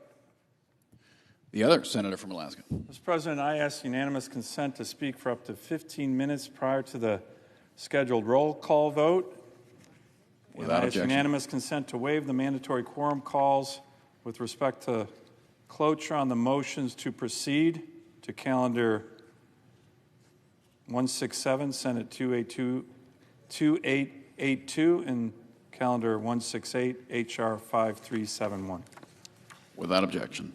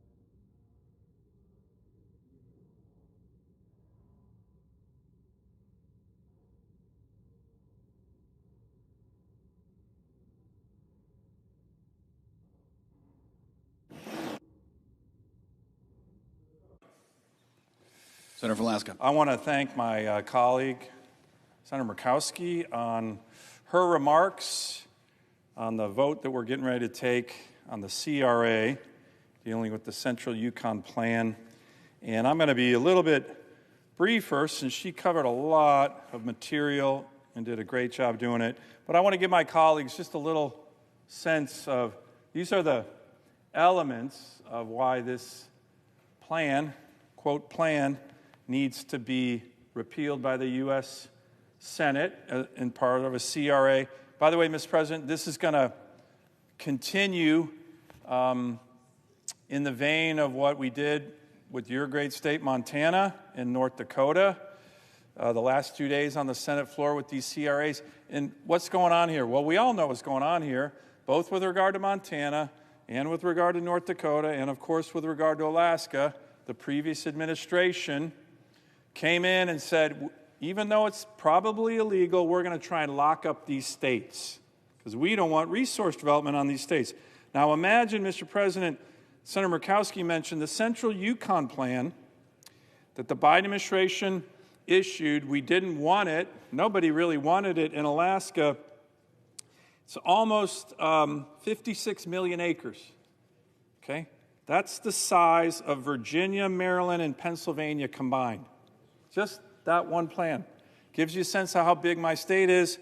But can you imagine a president of the United States, if you were a Republican, telling the people of Virginia, Maryland, and Pennsylvania that they're going to be saddled with a plan they didn't want to large up large swaths of their land, destroying thousands of jobs, which is what this plan would do? Nobody would accept that. This plan, scheme of the Biden administration disregards local voices, ignores protections guaranteed under federal law, ANCSA and ANILCA, and undermines the ability of Alaska Native corporations who did not want it to access and responsibly develop their lands, which Congress gave them in the Alaska Native Claims Settlement Act in 1971. So these are the key elements of why it's a problem, Mr. President, and it's also part of a long pattern with the Biden administration that I never tire of reminding people. This is the chart we call the last frontier lockup. The last administration issued 70 executive orders and executive actions singularly focused on Alaska. 7-0. I confronted President Biden in the Oval Office respectfully when we were at 48. Here's the list of them, by the way, Mr. President, of the 70. That's each one. 7-0. Only against Alaska. And I said, Mr. President, why are you doing this? Why are you going to war with my people? Working families, Americans. You're sanctioning Alaska more than you sanction Iran and Venezuela, and they're terrorist regimes. You know, he didn't know. I don't think he knew what was going on. But it was wrong. In this, by the way, Mr. President, this Central Yukon Management Plan was one of the 70 that we didn't want, that the vast majority of the Native people didn't want. Certainly that the Native Corporation Doyon, most of their land, they didn't want it. So, Mr. President, what we need to do instead, as opposed to locking up Alaska, as I said to President Biden, it's not good for Alaska, sir, but it's also not good for America, is we need to do this. Unleash Alaska's extraordinary resource potential. And by the way, thank you, President Trump. This is a day one executive order, one of the first executive order President Trump issued when he came into office in January and said, we're not going to lock up Alaska, we're going to unleash it. So, in his executive order, we also have essentially getting rid of this Central Yukon Management Plan from the Biden administration. So thank you, Mr. President. Now my colleagues, I'm asking all of them, and I'm particularly asking my Democratic colleagues, because I want you guys to show that you're not so anti-Alaska. The Democratic Party at the national level has become the anti-Alaska party, an anti-Alaska Native party. So many things that we care about in my state, in the interest of the Native people, all my colleagues on the other side of the aisle make it a point to try to crush us in our opportunity and cancel Native voices. Yes, Indigenous voices. You're always working to cancel them. Here's your opportunity, Democrat colleagues, to vote yes on this CRA. Listen to me and Senator Murkowski, the people who represent the people in the great state of Alaska. Listen to President Trump. So that's what we want. And I'm going to just mention one final thing, Mr. President, why this is so important, why I get really animated about this with all my colleagues. A lot of people have seen this chart, but I like showing it because it's a really important issue. This is a chart from the American Medical Association from 1980 to 2014, and it had life expectancy in America, okay? So the places that are blue, darker blue, purple, if you look at the chart, these people are living longer. Purple is 13 years. So in 24 years, certain parts of America, the life expectancy of Americans increased by 13 years. Now, unfortunately, in our great nation, look at the yellow, orange, and red on this chart. That's actually life expectancy decreases. Of course, nobody wants that. A lot of that was the opioid epidemic and things. But guess which state had the greatest increase in life expectancy of any place in America from 1980 to 2014? According to the American Medical Association, Alaska, especially the North Slope region, interior Alaska, Aleutian Island area, southeast Alaska. So what happened 1980 to 2014 in that part of Alaska? I'll tell you what happened. Responsible resource development happened. And people started living longer. They got jobs. They got water and sewer, flush toilets, gymnasiums, health clinics, things that the lower 48 just takes for granted that we didn't have in a lot of our state because we had responsible resource development, mining, oil and gas on the North Slope, fishing out on the Aleutian Island chains, all because of laws that we made here in the Congress. The people of Alaska, particularly the Native people, started living longer. Living longer. I've asked my colleagues, I've used this chart a lot, give me an indicator of policy success more important than the people you represent are living longer. There isn't one. That's the most important. The people you represent are living longer. Why? Because of responsible resource development. There's no doubt. Here's the chart. Alaskans are living up to 13 years longer. Now, Native people in my state, unfortunately, started at a real low level, some of the lowest levels of life expectancy, but because we're developing our resources responsibly, my constituents are living longer. So when you have these groups, and you have the Biden administration, and no offense, you have a lot of my Senate Democrat colleagues, try to shut down my state, which they always do, you know what you're doing? You're actually impacting people's lives and how long they live. So, Mr. President, this is really important for me and the people I represent. This is a good opportunity to tell the Biden administration, hey, you're not going to do this. You're not going to do it to Montana. You're not going to do it to North Dakota. And you're certainly not going to do it to Alaska because you're going to negatively impact people's lives. So I really hope my colleagues on both sides of the aisle, and I really hope at least one or two Democrats have the courage to come and say, you know what, Dan, you've been talking about this for 10 years. I agree with you. I'm going to vote to rescind this Biden CRA or this Biden Yukon management plan that nobody wanted to help your state and help America. One more thing, Mr. President. In this part of the state where that Central Yukon management plan is, like I said, 56 million acres, 51 of the 56 critical minerals that our country needs are in this area. You know, I was in an armed services hearing recently, and everybody, including a lot of my Democrat colleagues, like, gosh, we're so reliant on China for critical minerals. What can we do? I can tell you what you can do. Quit shutting down my state. Let us develop critical minerals in Alaska as opposed to relying on them from China. So that's another reason this is important for national security of our country. And with that, I ask all my colleagues to support this CRA, and I yield the floor.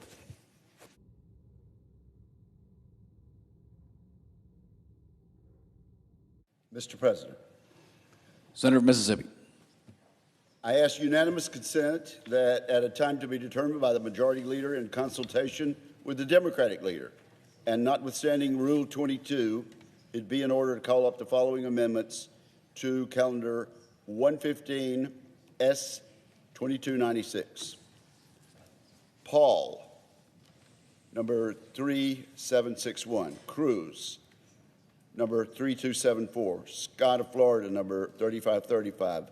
Marshall, number 3213. Moran, number 3814. Curtis, number 3697. Lee Duckworth, number 3288. Cotton Gillibrand, number 3759. Cornyn Cortez Masto, number 3926. Haggerty Peters, number 3841. Schumer, number 3109. Van Hollen, number 3872. Duckworth, number 3210. Warnock, number 3010. Kane, number 3337. Sanders, number 3853. Merkley, number 3927. Further, that with respect to the amendments listed above, at a time to be determined by the majority leader in consultation with the Democratic leader, the Senate vote on the amendments in the order listed, with no further amendments or motions in order, and with 60 affirmative votes required for adoption, and that there be 2 minutes equally divided prior to each vote. Further, that upon disposition of the Merkley Amendment 3927, the following amendments be called up and made pending en bloc, and that they be the only remaining amendments in order to S 2296. Scott of South Carolina, 3340.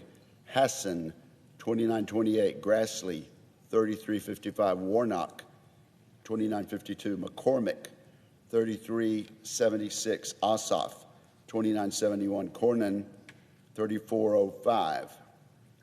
Kane, 3039. Capito, 3435. Gallego, 3136. Langford, 3439. Duckworth, 3156. Blackburn, 3489. Shaheen, 3351. Kennedy, 3703. Booker, 3530. Daines, 3732. Slotkin, 3557. Ricketts, 3788. Peters, 3570. Hawley, 3799. Hickenlooper, 3601. Rounds, 3810. Coons, 3712.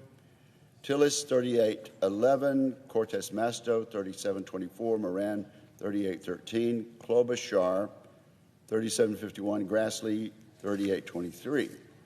Klobuchar, 3818. Kennedy, 3702. Durbin, 3825. Fisher, 3842. Padilla, 3834. Cruz, 3890. Hirono, 2979. Grassley, Durbin, 3272. Cruz, Cantwell, 3742.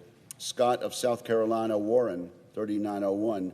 Rish Shaheen, 3819. Graham, 3899. Sullivan, White House, 3888. Collins, 3880. Hirono, 3015. Peters, 3753. Shaheen Rish, 3826. Coons, 3728. Gallego, 3928. That the Senate vote on the amendments en bloc, that upon disposition of the amendments, the pending Thune amendments and motions be withdrawn. The Ernst Amendment 3427 be agreed to. The Wicker-Reed Substitute Amendment 3748 as modified and as amended be agreed to.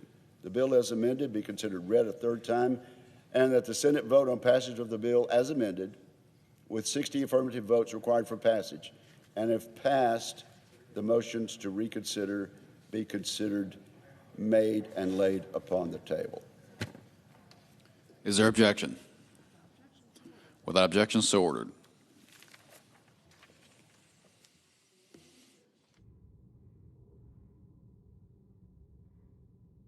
Mr. President, Senator from Mississippi. on behalf of the leader, I ask unanimous consent that it be in order for the two leaders to enter motions to reconsider without being on the prevailing side with respect to the cloture votes on the motion to proceed to S 2882 and H.R. 5371. Without objection. Thank you, Mr. President. The clerk will report the motion to invoke cloture.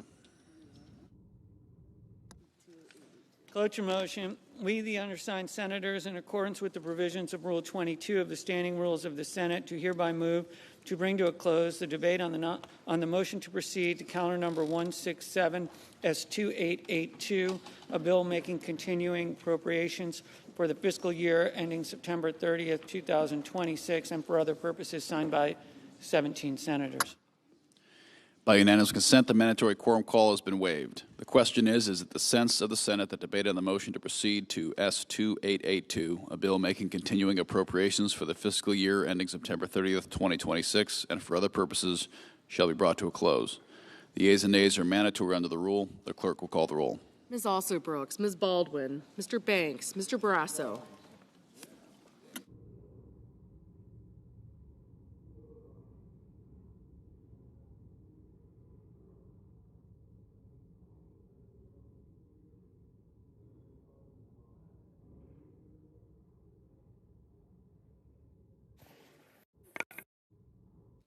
Mr. Bennett, Mrs. Blackburn,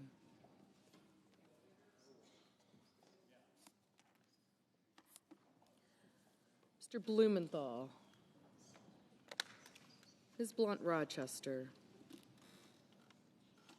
Mr. Booker,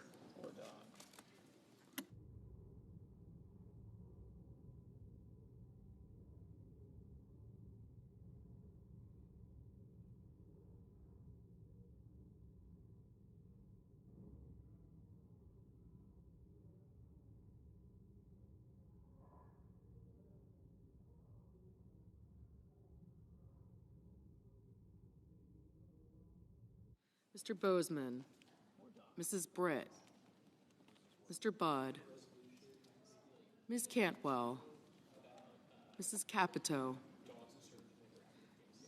Mr. Cassidy, Ms. Collins, Mr. Coons, Mr. Cornyn, Ms. Cortez Masto, Mr. Cotton, Mr. Kramer, Mr. Crapo,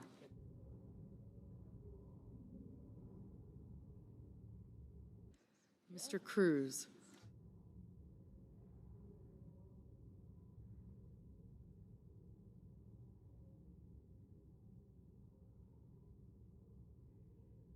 Mr. Curtis,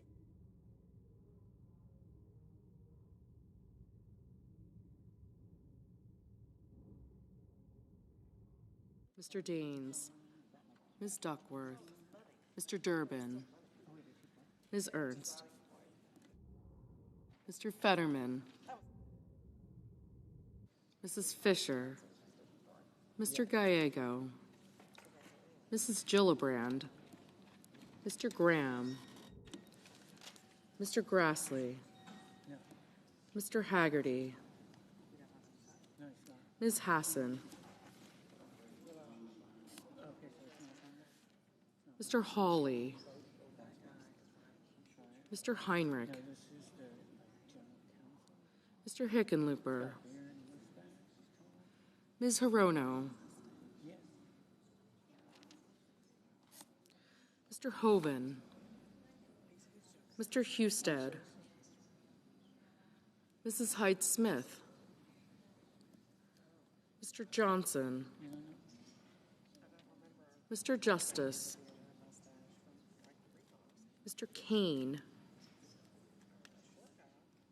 Mr. Kelly,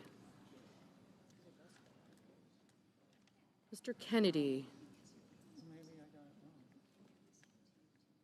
Mr. Kim, Mr. King, Ms. Klobuchar, Mr. Langford, Mr. Lee, Mr. Lujan, Ms. Lummis, Mr. Markey, Mr. Marshall, Mr. McConnell,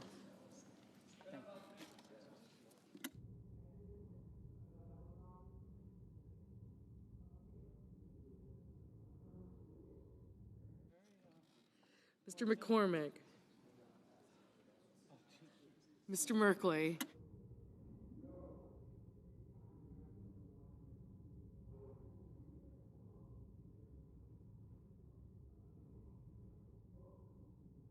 Mrs. Moody, Mr. Moran, Mr. Marino, Mr. Mullen, Ms. Murkowski, Mr. Murphy, Mrs. Murray, Mr. Ossoff, Mr. Padilla,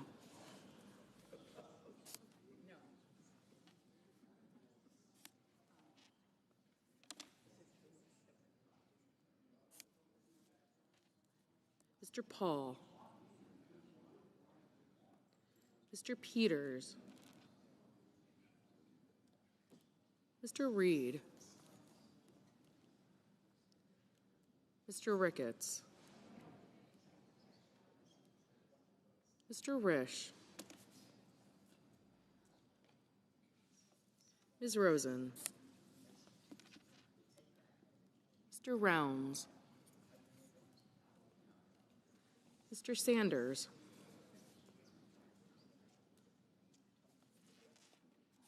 Mr. Schatz, Mr. Schiff, Mr. Schmidt, Mr. Schumer, Mr. Scott of Florida, Mr. Scott of South Carolina, Mrs. Shaheen, Mr. Sheehy, Ms. Slotkin, Ms. Smith, Mr. Sullivan, Mr. Thune, Mr. Tillis,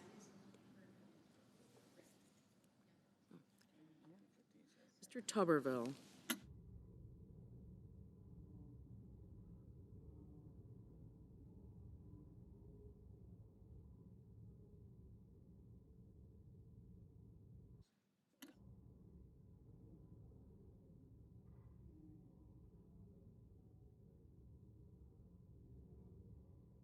Mr. Van Hollen, Mr. Warner, Mr. Warnock, Ms. Warren, Mr. Welch, Mr. Whitehouse, Mr. Wicker, Mr. Wyden, Mr. Young.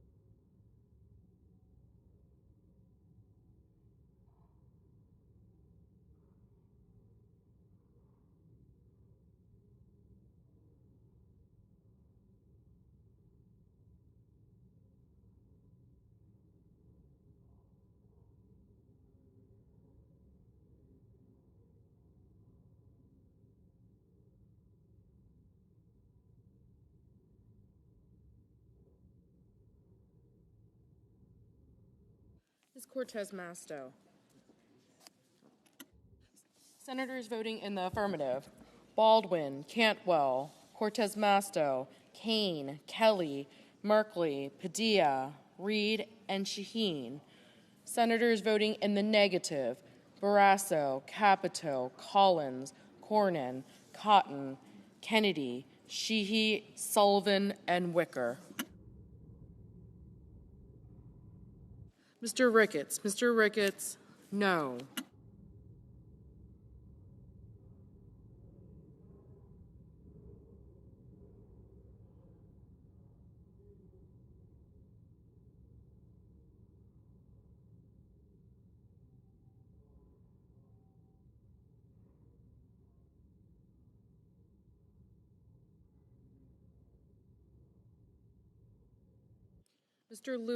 Mr. Lujan, aye.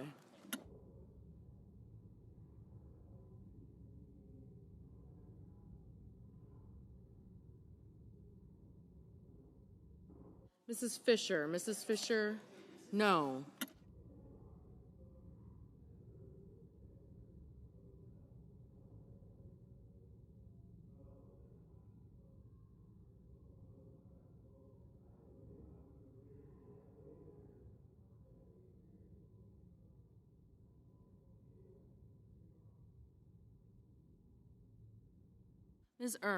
Ms. Ernst, no.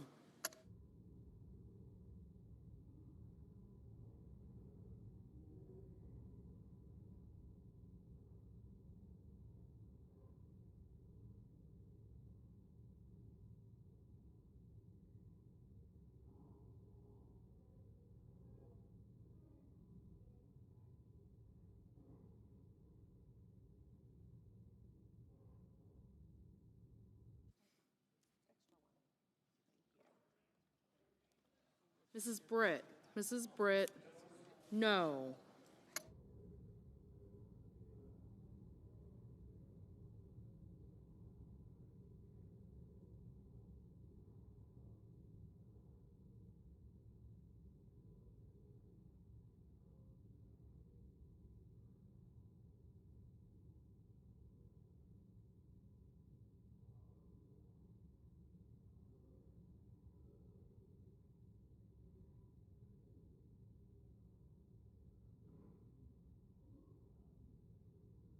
Mr. Banks, no.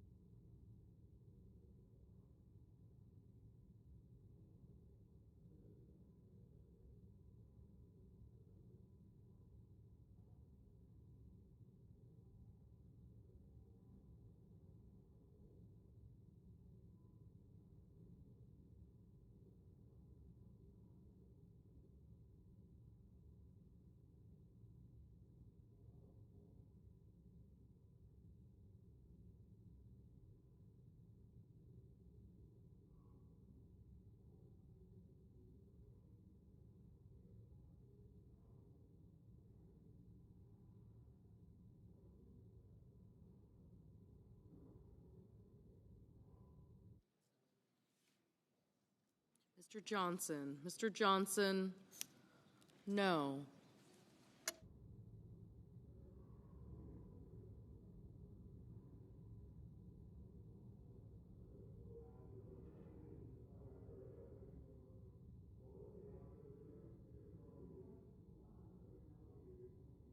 Ms. Lummis, no.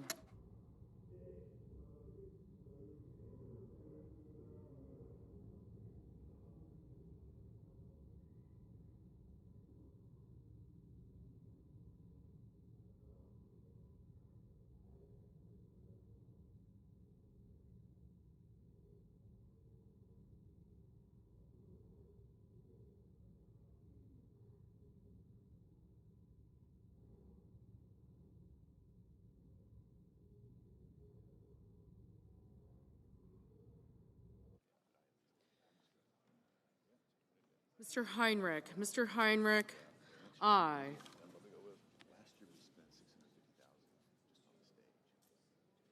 Mr. Scott of Florida, no.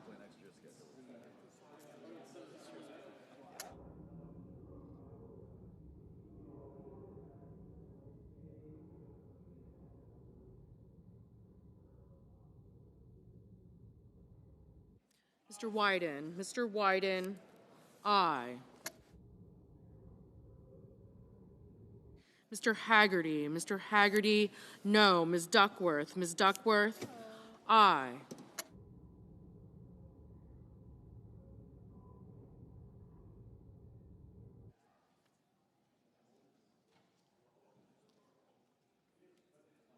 Mr. McCormick, no.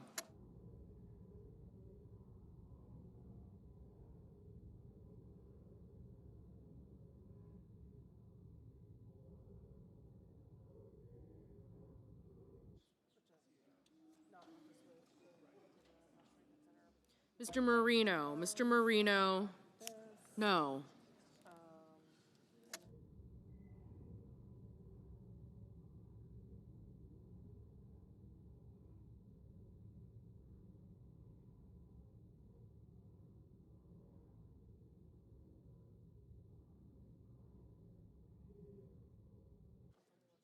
Mr. Justice, no.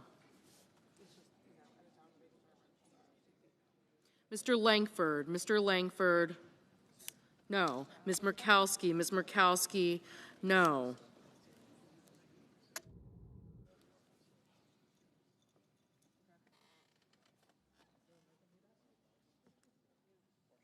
Mr. Marshall, no.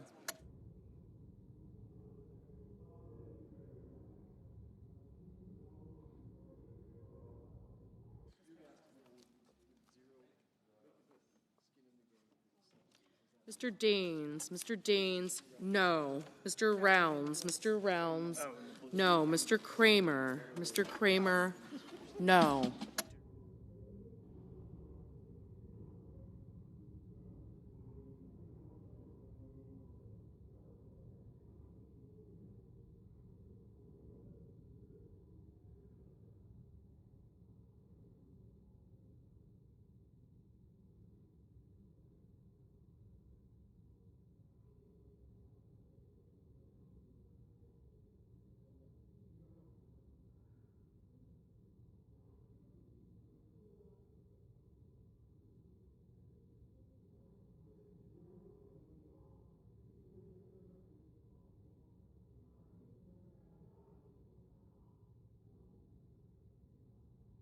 Mr. Murphy, aye.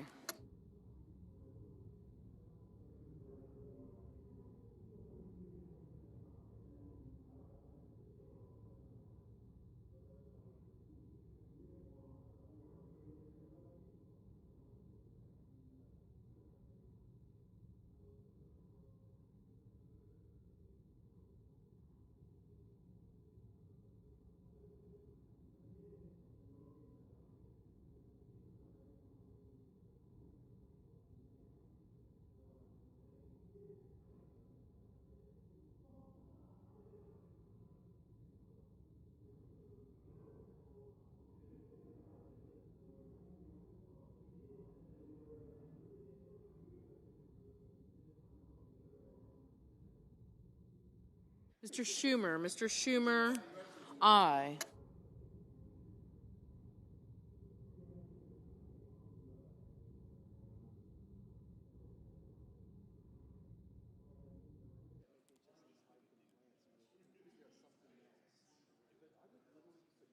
Mr. Crapo. Mr. Crapo, no.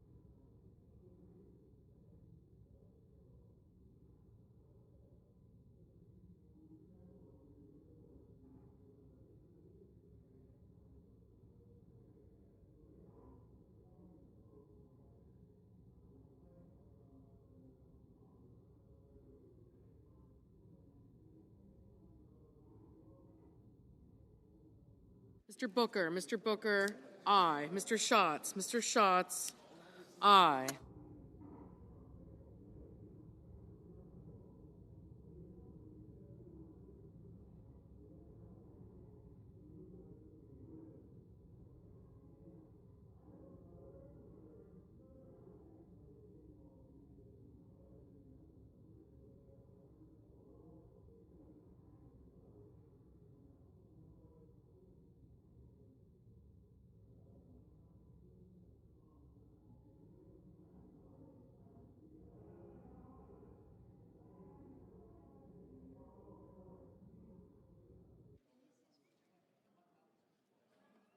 Ms. Hassan. Ms. Hassan, aye. Mr. Warner. Mr. Warner, aye.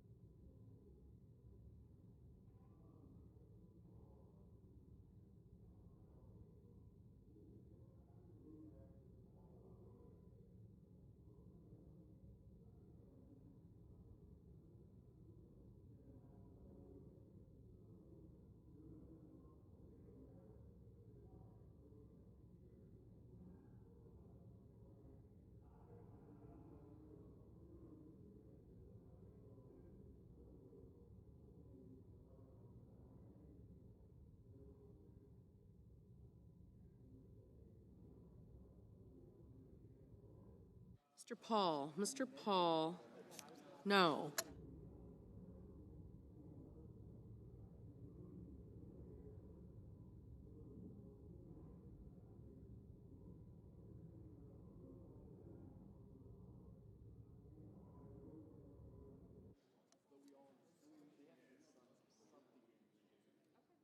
Ms. Klobuchar. Ms. Klobuchar, aye.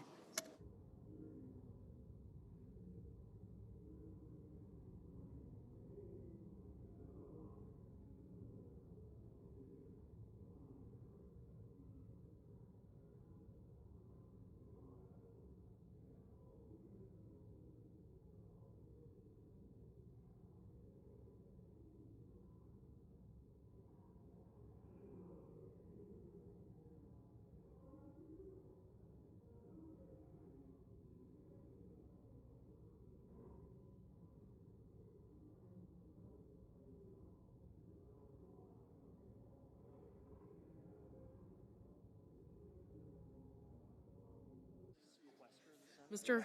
Hoven, no. Mrs. Hyde-Smith, no. Mr. Tillis, no. Mr. Warnock, aye. Mr. Van Hollen, aye. Ms. Hirono, aye. Mr. Scott of South Carolina, aye.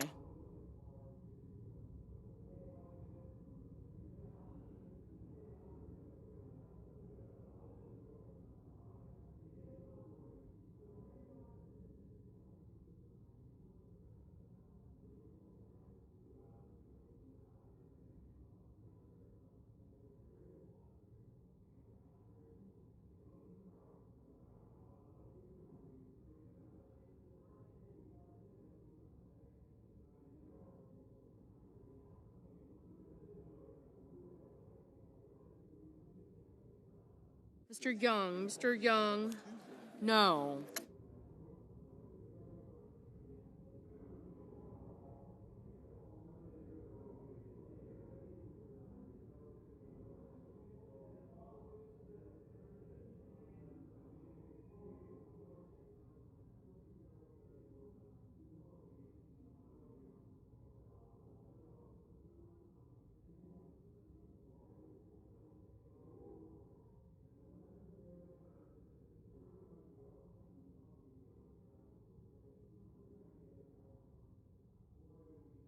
Mrs. Blackburn, no. Mr. Whitehouse, aye. Mr. Markey, aye.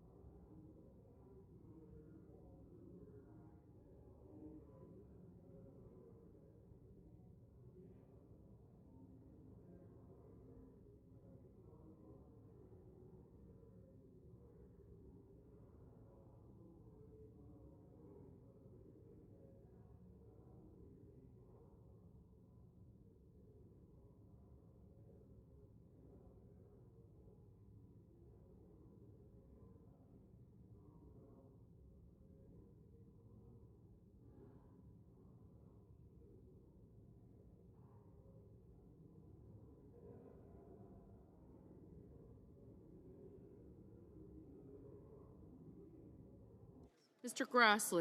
Grassley, no. Mr. Graham, no.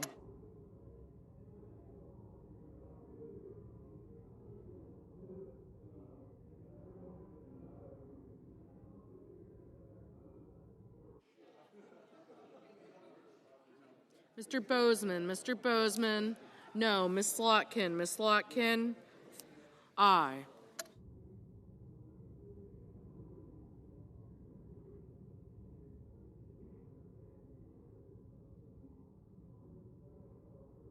Mr. Scott of South Carolina, no.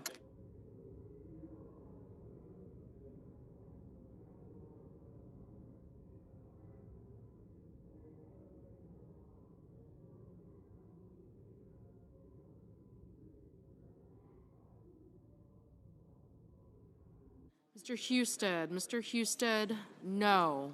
Mr. Moran. Mr. Moran, no.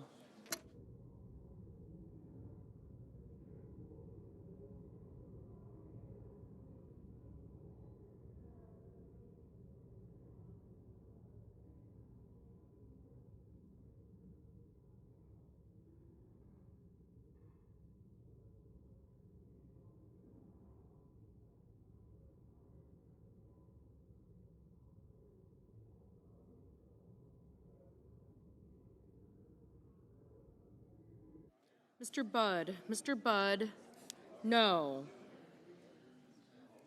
Mrs. Moody, no.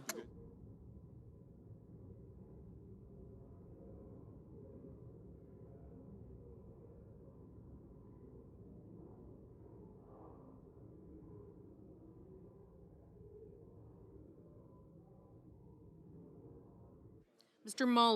Mullen, no. Mr.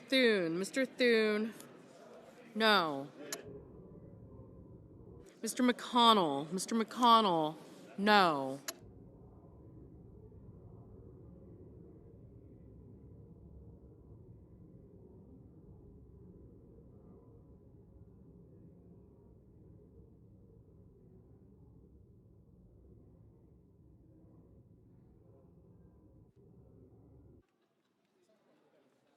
Mrs. Murray, aye.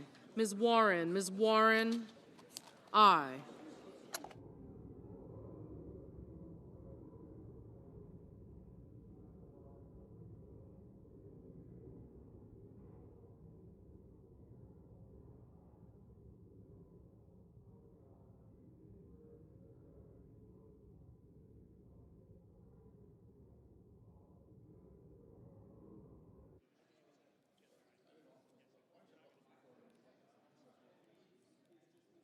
Mr. Gallego, aye.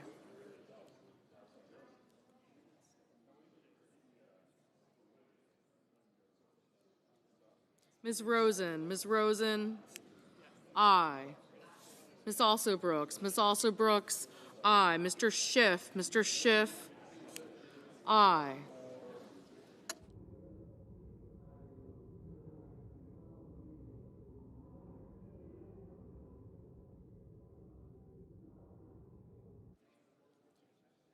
Mr. King, aye. Mr. Peters, aye.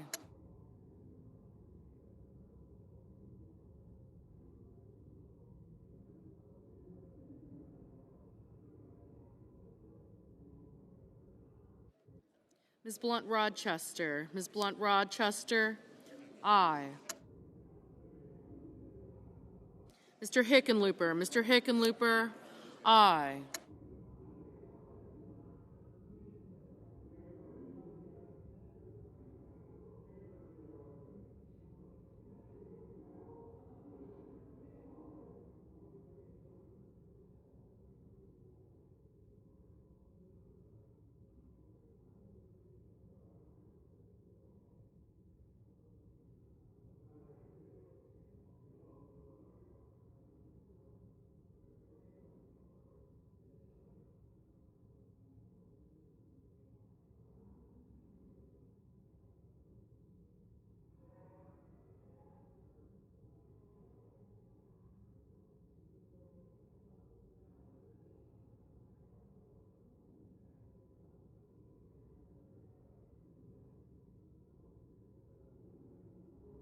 Mr. Ossoff, aye.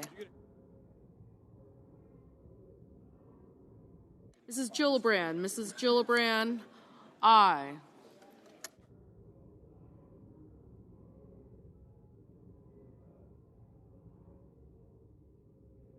Mr. Kim, aye.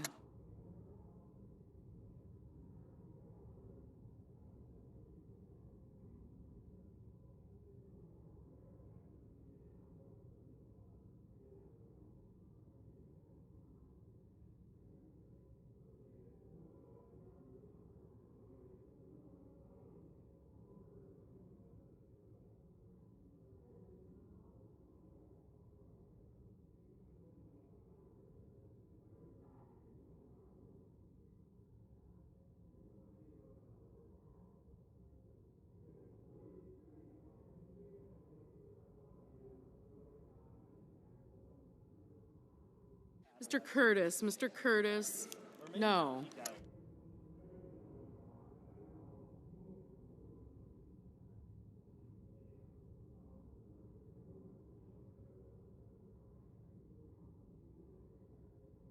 Mr. Cassidy, no. Mr. Lee, no.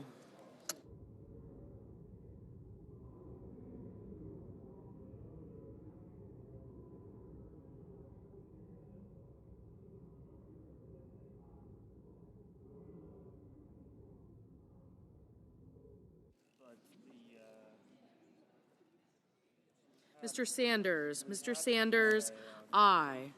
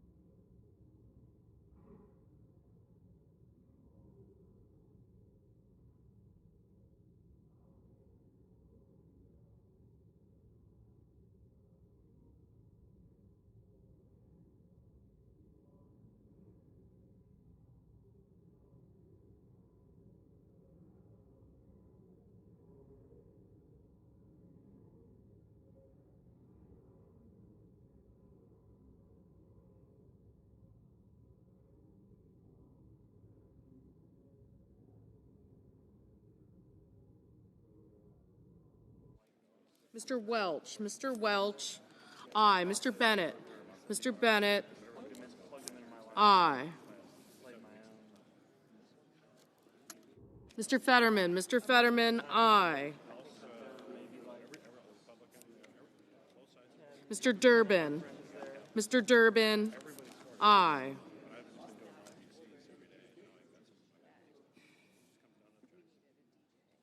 Mr. Coons, aye.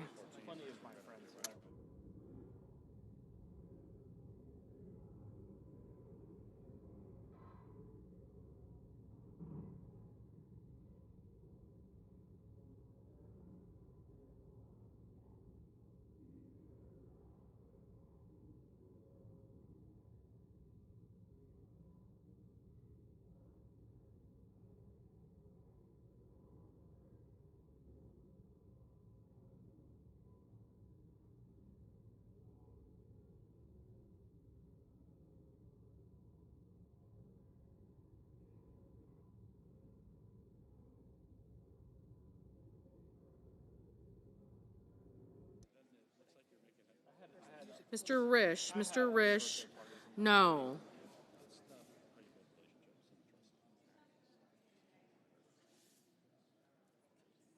Mr. Blumenthal, aye. Ms. Smith, aye. Mr. Tuberville, no.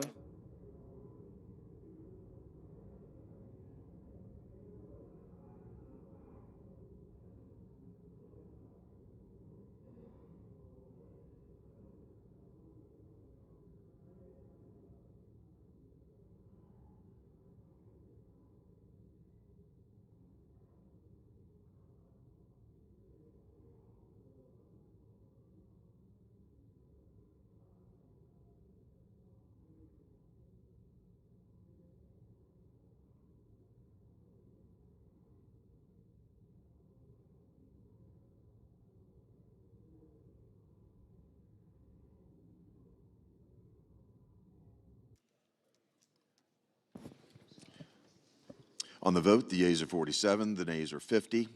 3/5 of the Senate duly chosen and sworn not having voted in the affirmative, this motion is not agreed to.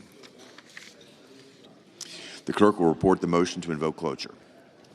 Cloture motion. We, the undersigned senators, in accordance with the provisions of Rule 22 of the Standing Rules of the Senate, do hereby move to bring to a closed debate on the motion to proceed to Calendar 168, H.R. 5371, an act making continuing appropriations and extensions for fiscal year 2026 and for other purposes, signed by 17 senators. By unanimous consent, the mandatory quorum call has been waived. The question is it the sense of the Senate that debate on the motion to proceed to H.R. 5371, an act making continuing appropriations and extensions for fiscal year 2026 and for other purposes, shall be brought to a close? The yeas and nays are mandatory under the rule. The clerk will call the roll. Ms. Alsobrooks, Ms. Baldwin, Mr. Banks, Mr. Barrasso, Mr. Bennett, Mrs.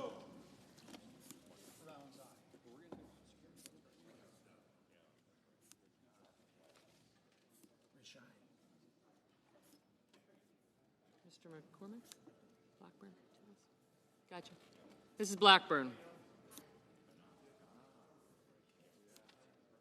Mr. Blumenthal. Yeah. Thank you.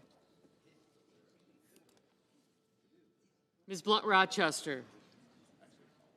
Mr. Booker. Mr. Bozeman.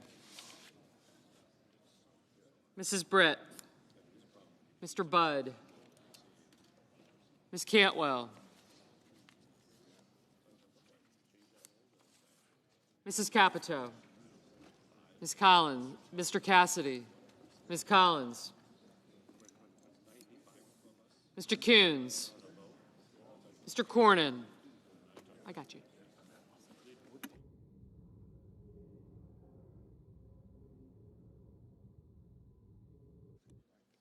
Mr. Cornyn. Ms. Cortez Masto. Mr. Cotton.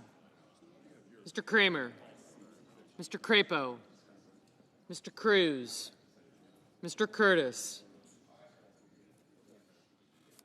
Mr. Daines.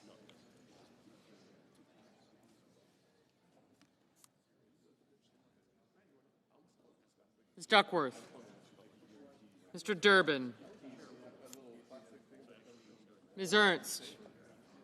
Mr. Fetterman. Mrs. Fisher. Mr. Gallego. Mrs. Gillibrand. Thanks. Mr. Graham. Mr. Grassley. Mr. Haggerty. Ms. Hassan.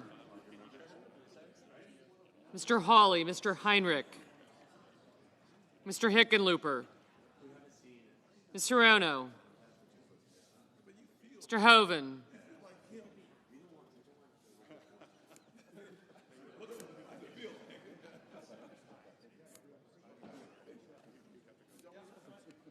Mr. Husted. Mrs. Hyde-Smith. Mr. Johnson. Mr. Justice. Mr. Kane. Mr. Kelly. Mr. Kennedy. Mr. Kim. Mr. King. Ms. Klobuchar. Mr. Langford. Mr. Lee. Mr. Lujan. Ms. Lummis. Mr. Markey. Mr. Marshall. Mr. McConnell. Mr. McCormick. Mr. Merkley. Mrs. Moody. Mr. Moran. Mr. Marino. Mr. Mullen. Ms. Murkowski. Mr. Murphy. Mrs. Murray.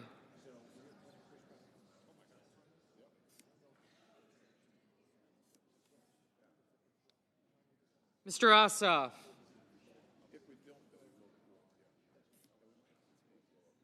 Mr. Padilla. Mr. Paul. Mr. Peters. Mr. Reed. Mr. Ricketts. Mr. Risch. Ms. Rosen.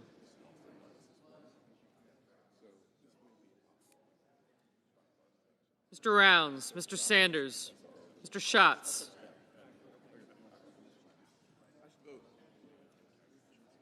idea. Thank you. Mr. Schatz.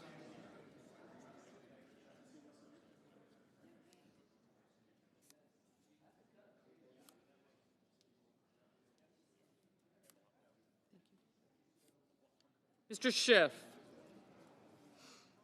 Mr. Schmidt. Mr. Schumer. Mr. Scott of Florida, Mr. Scott of South Carolina.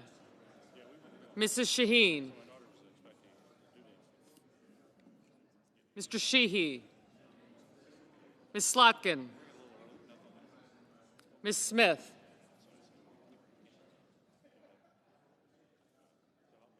Mr. Sullivan.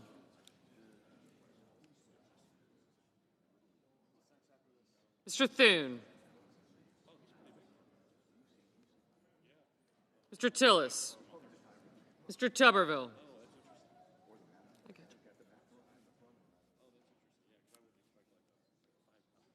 Mr. Van Hollen. Mr. Warner. Mr. Warnock. Ms. Warren. Mr. Welch. Mr. Whitehouse. Mr. Wicker. Mr. Wyden. Mr. Young.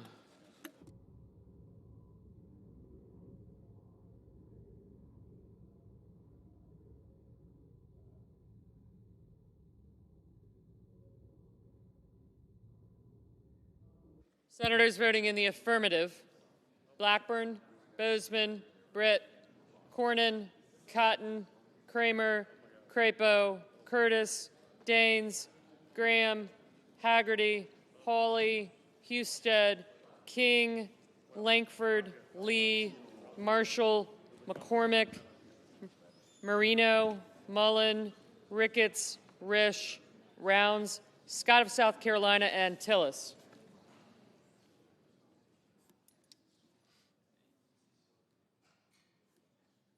Senators voting in the negative: Bennett, Blumenthal, Blunt Rochester, Hassan, Heinrich, Kane, Kim, Merkley, Murphy, Murray, Paul, Peters, Reed, Rosen, Sanders, Schatz, Smith, Warner, Welch, and Whitehouse.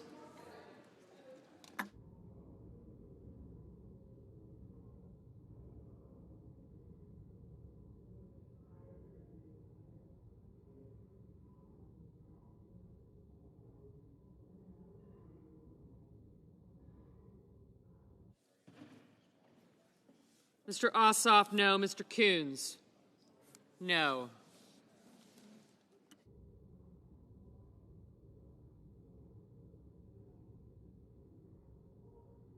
Mr. Booker, no.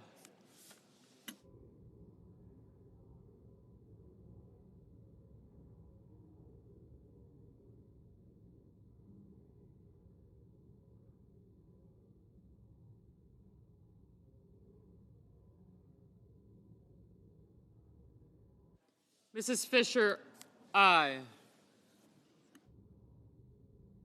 Mr. Schumer, no.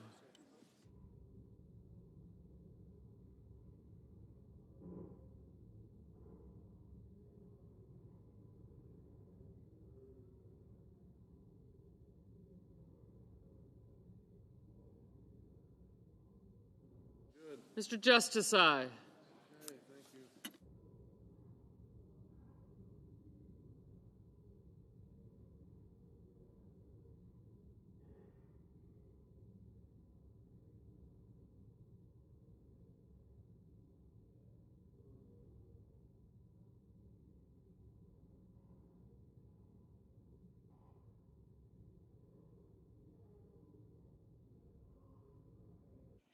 Mr. Fetterman, aye.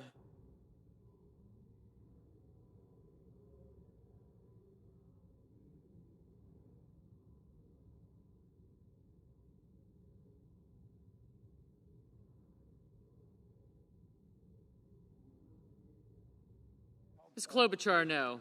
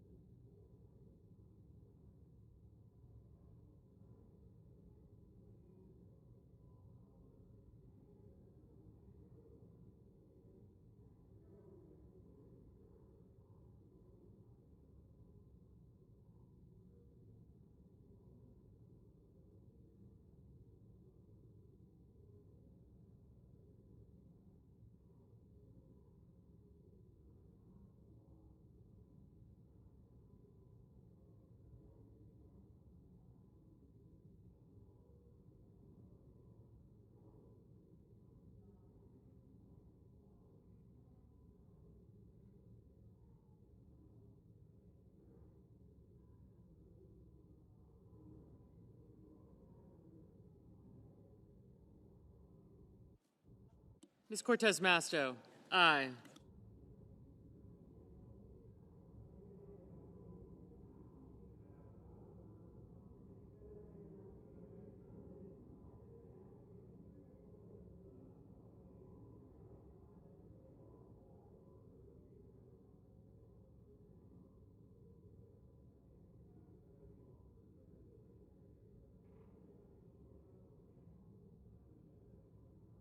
Mrs. Hyde-Smith, aye.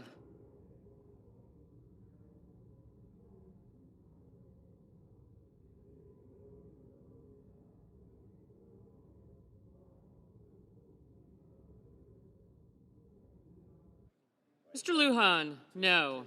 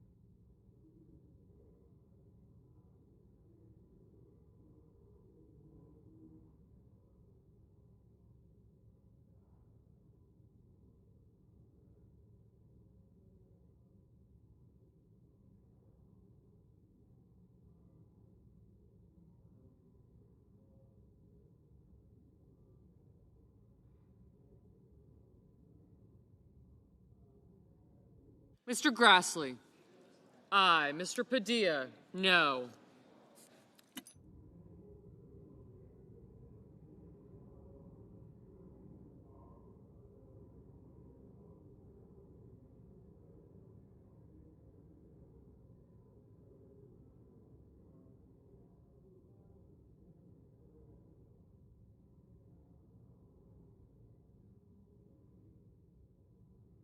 Ms. Ernst, aye.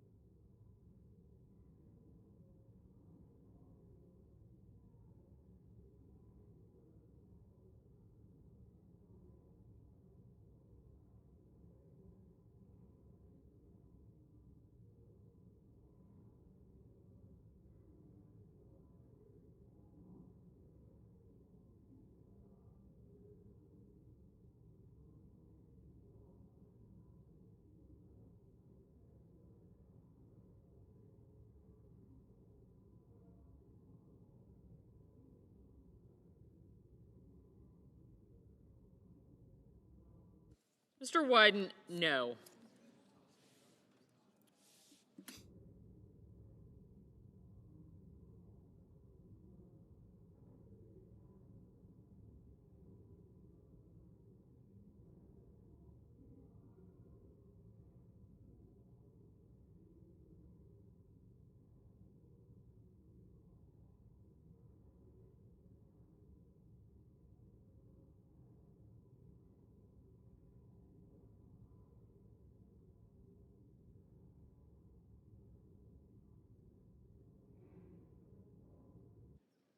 Ms. Hirono, no.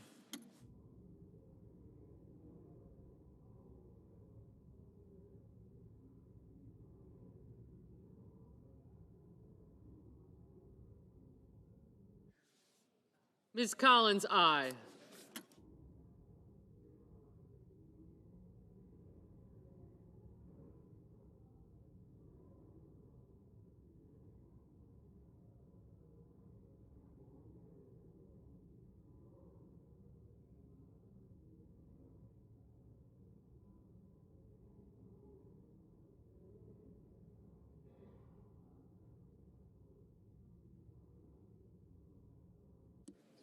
Mr. Moran, aye.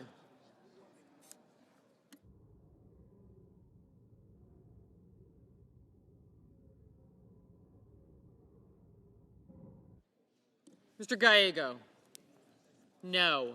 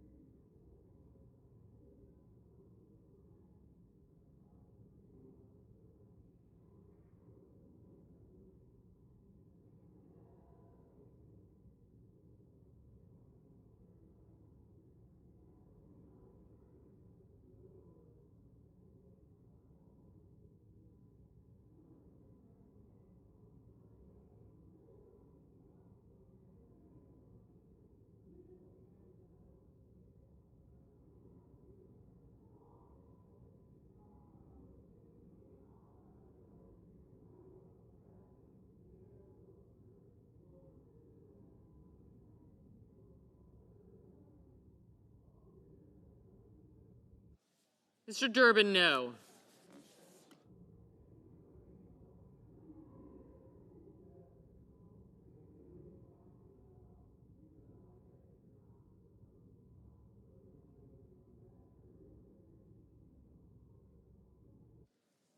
Mr. Young, aye.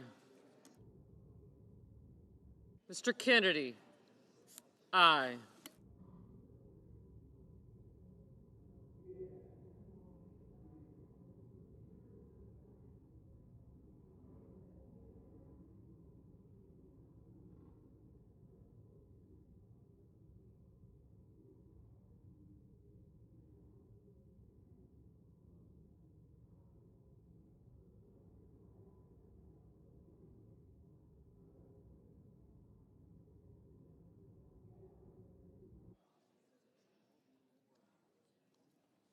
Mr. Barrasso, aye.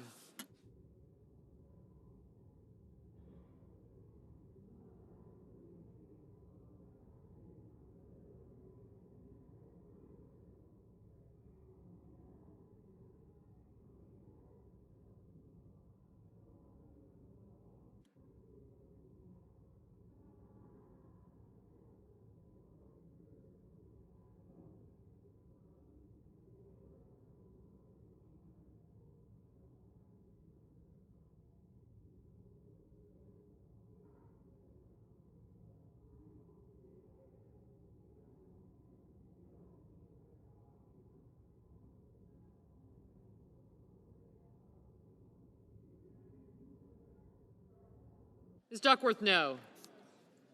Mr. Banks, aye.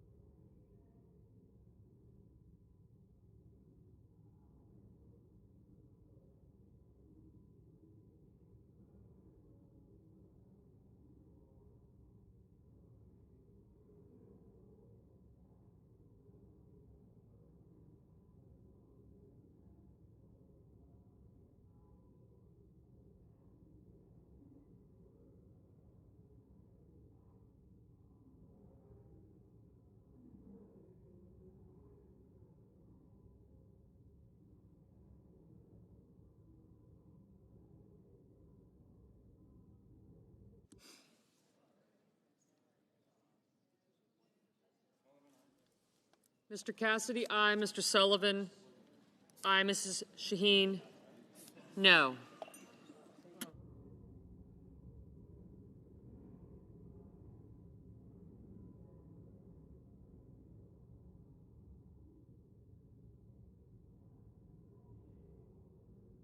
Ms. Cantwell, no.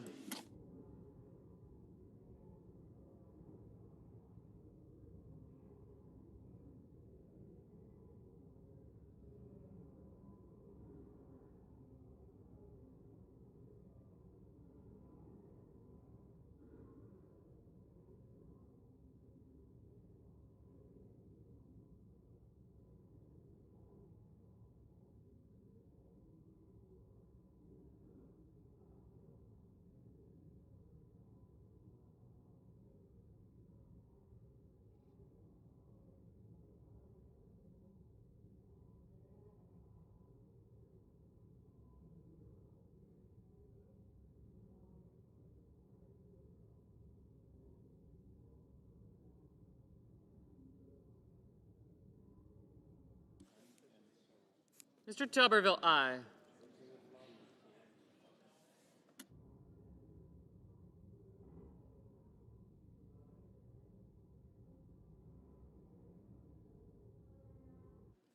Mrs. Gillibrand, no.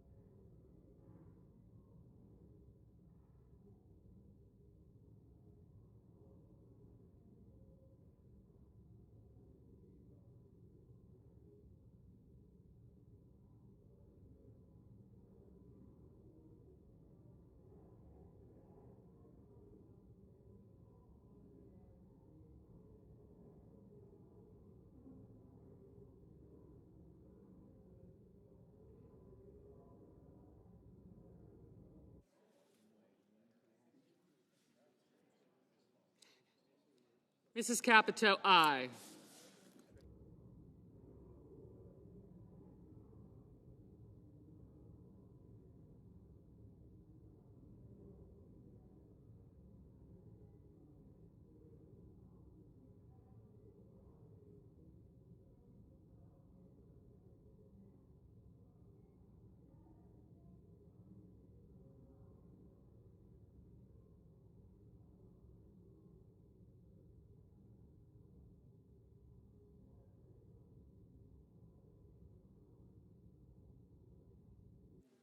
Mr. Johnson, aye.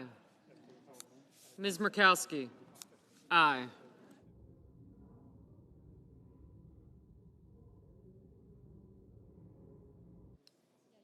Mr. Scott of Florida, aye.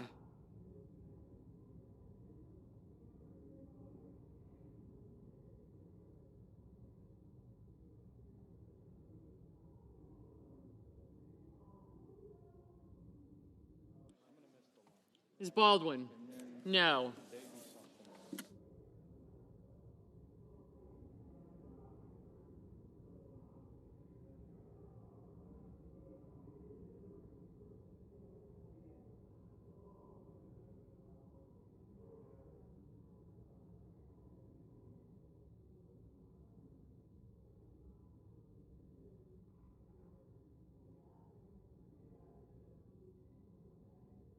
Ms. Warren, no.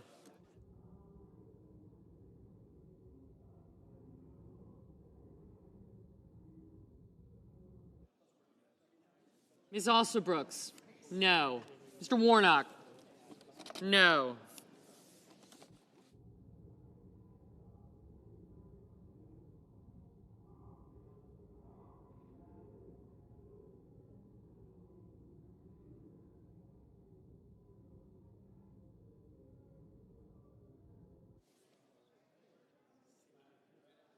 Mr. Markey?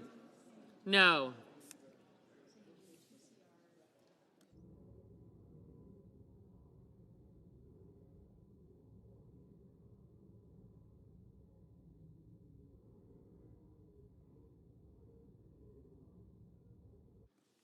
Mr. Hoven, aye.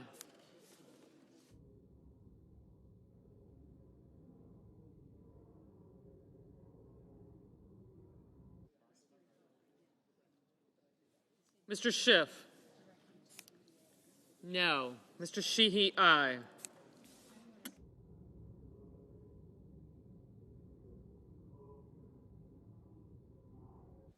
Mr. Wicker, aye.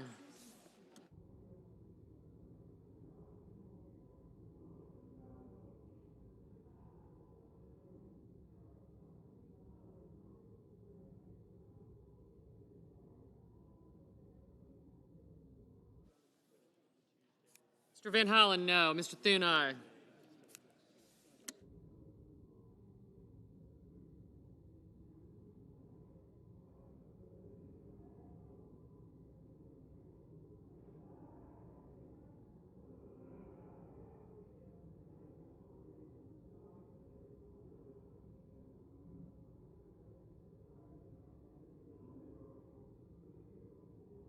Mr. Budd, aye.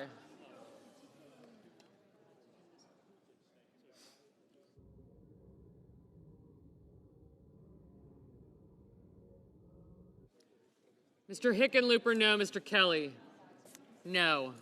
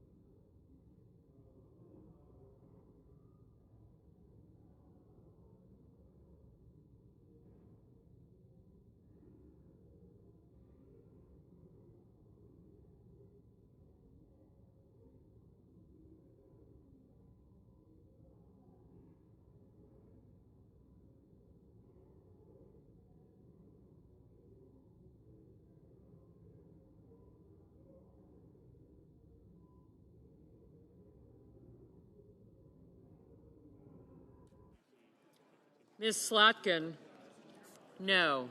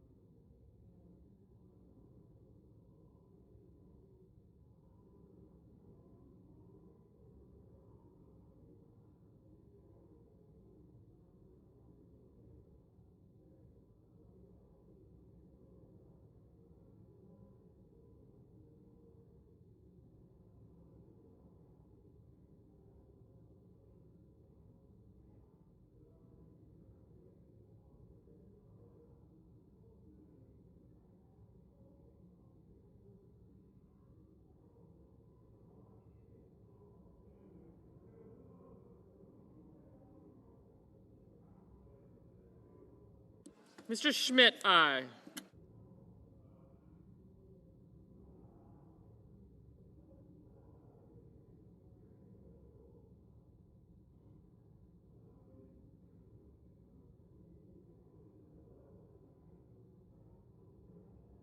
Mr. McConnell, aye.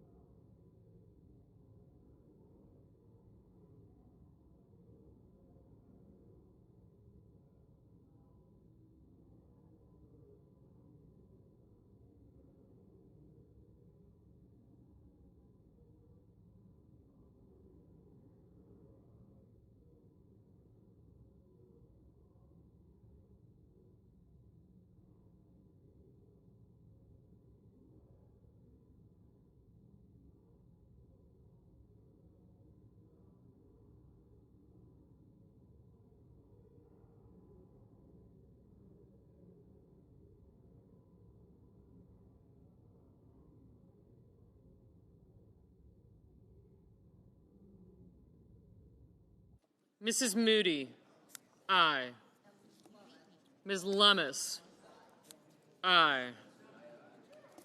Is that it for you guys? That's fine. Fine. Thank you.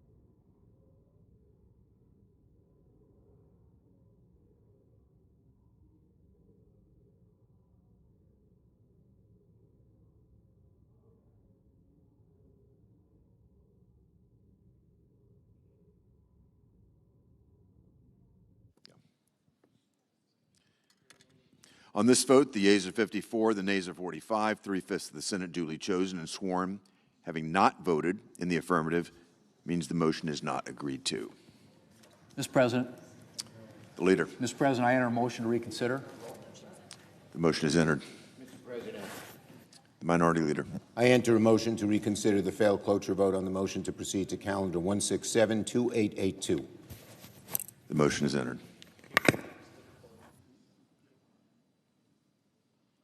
Mr. President, I suggest the absence of quorum. The clerk will call the roll. Ms. Alsobrooks.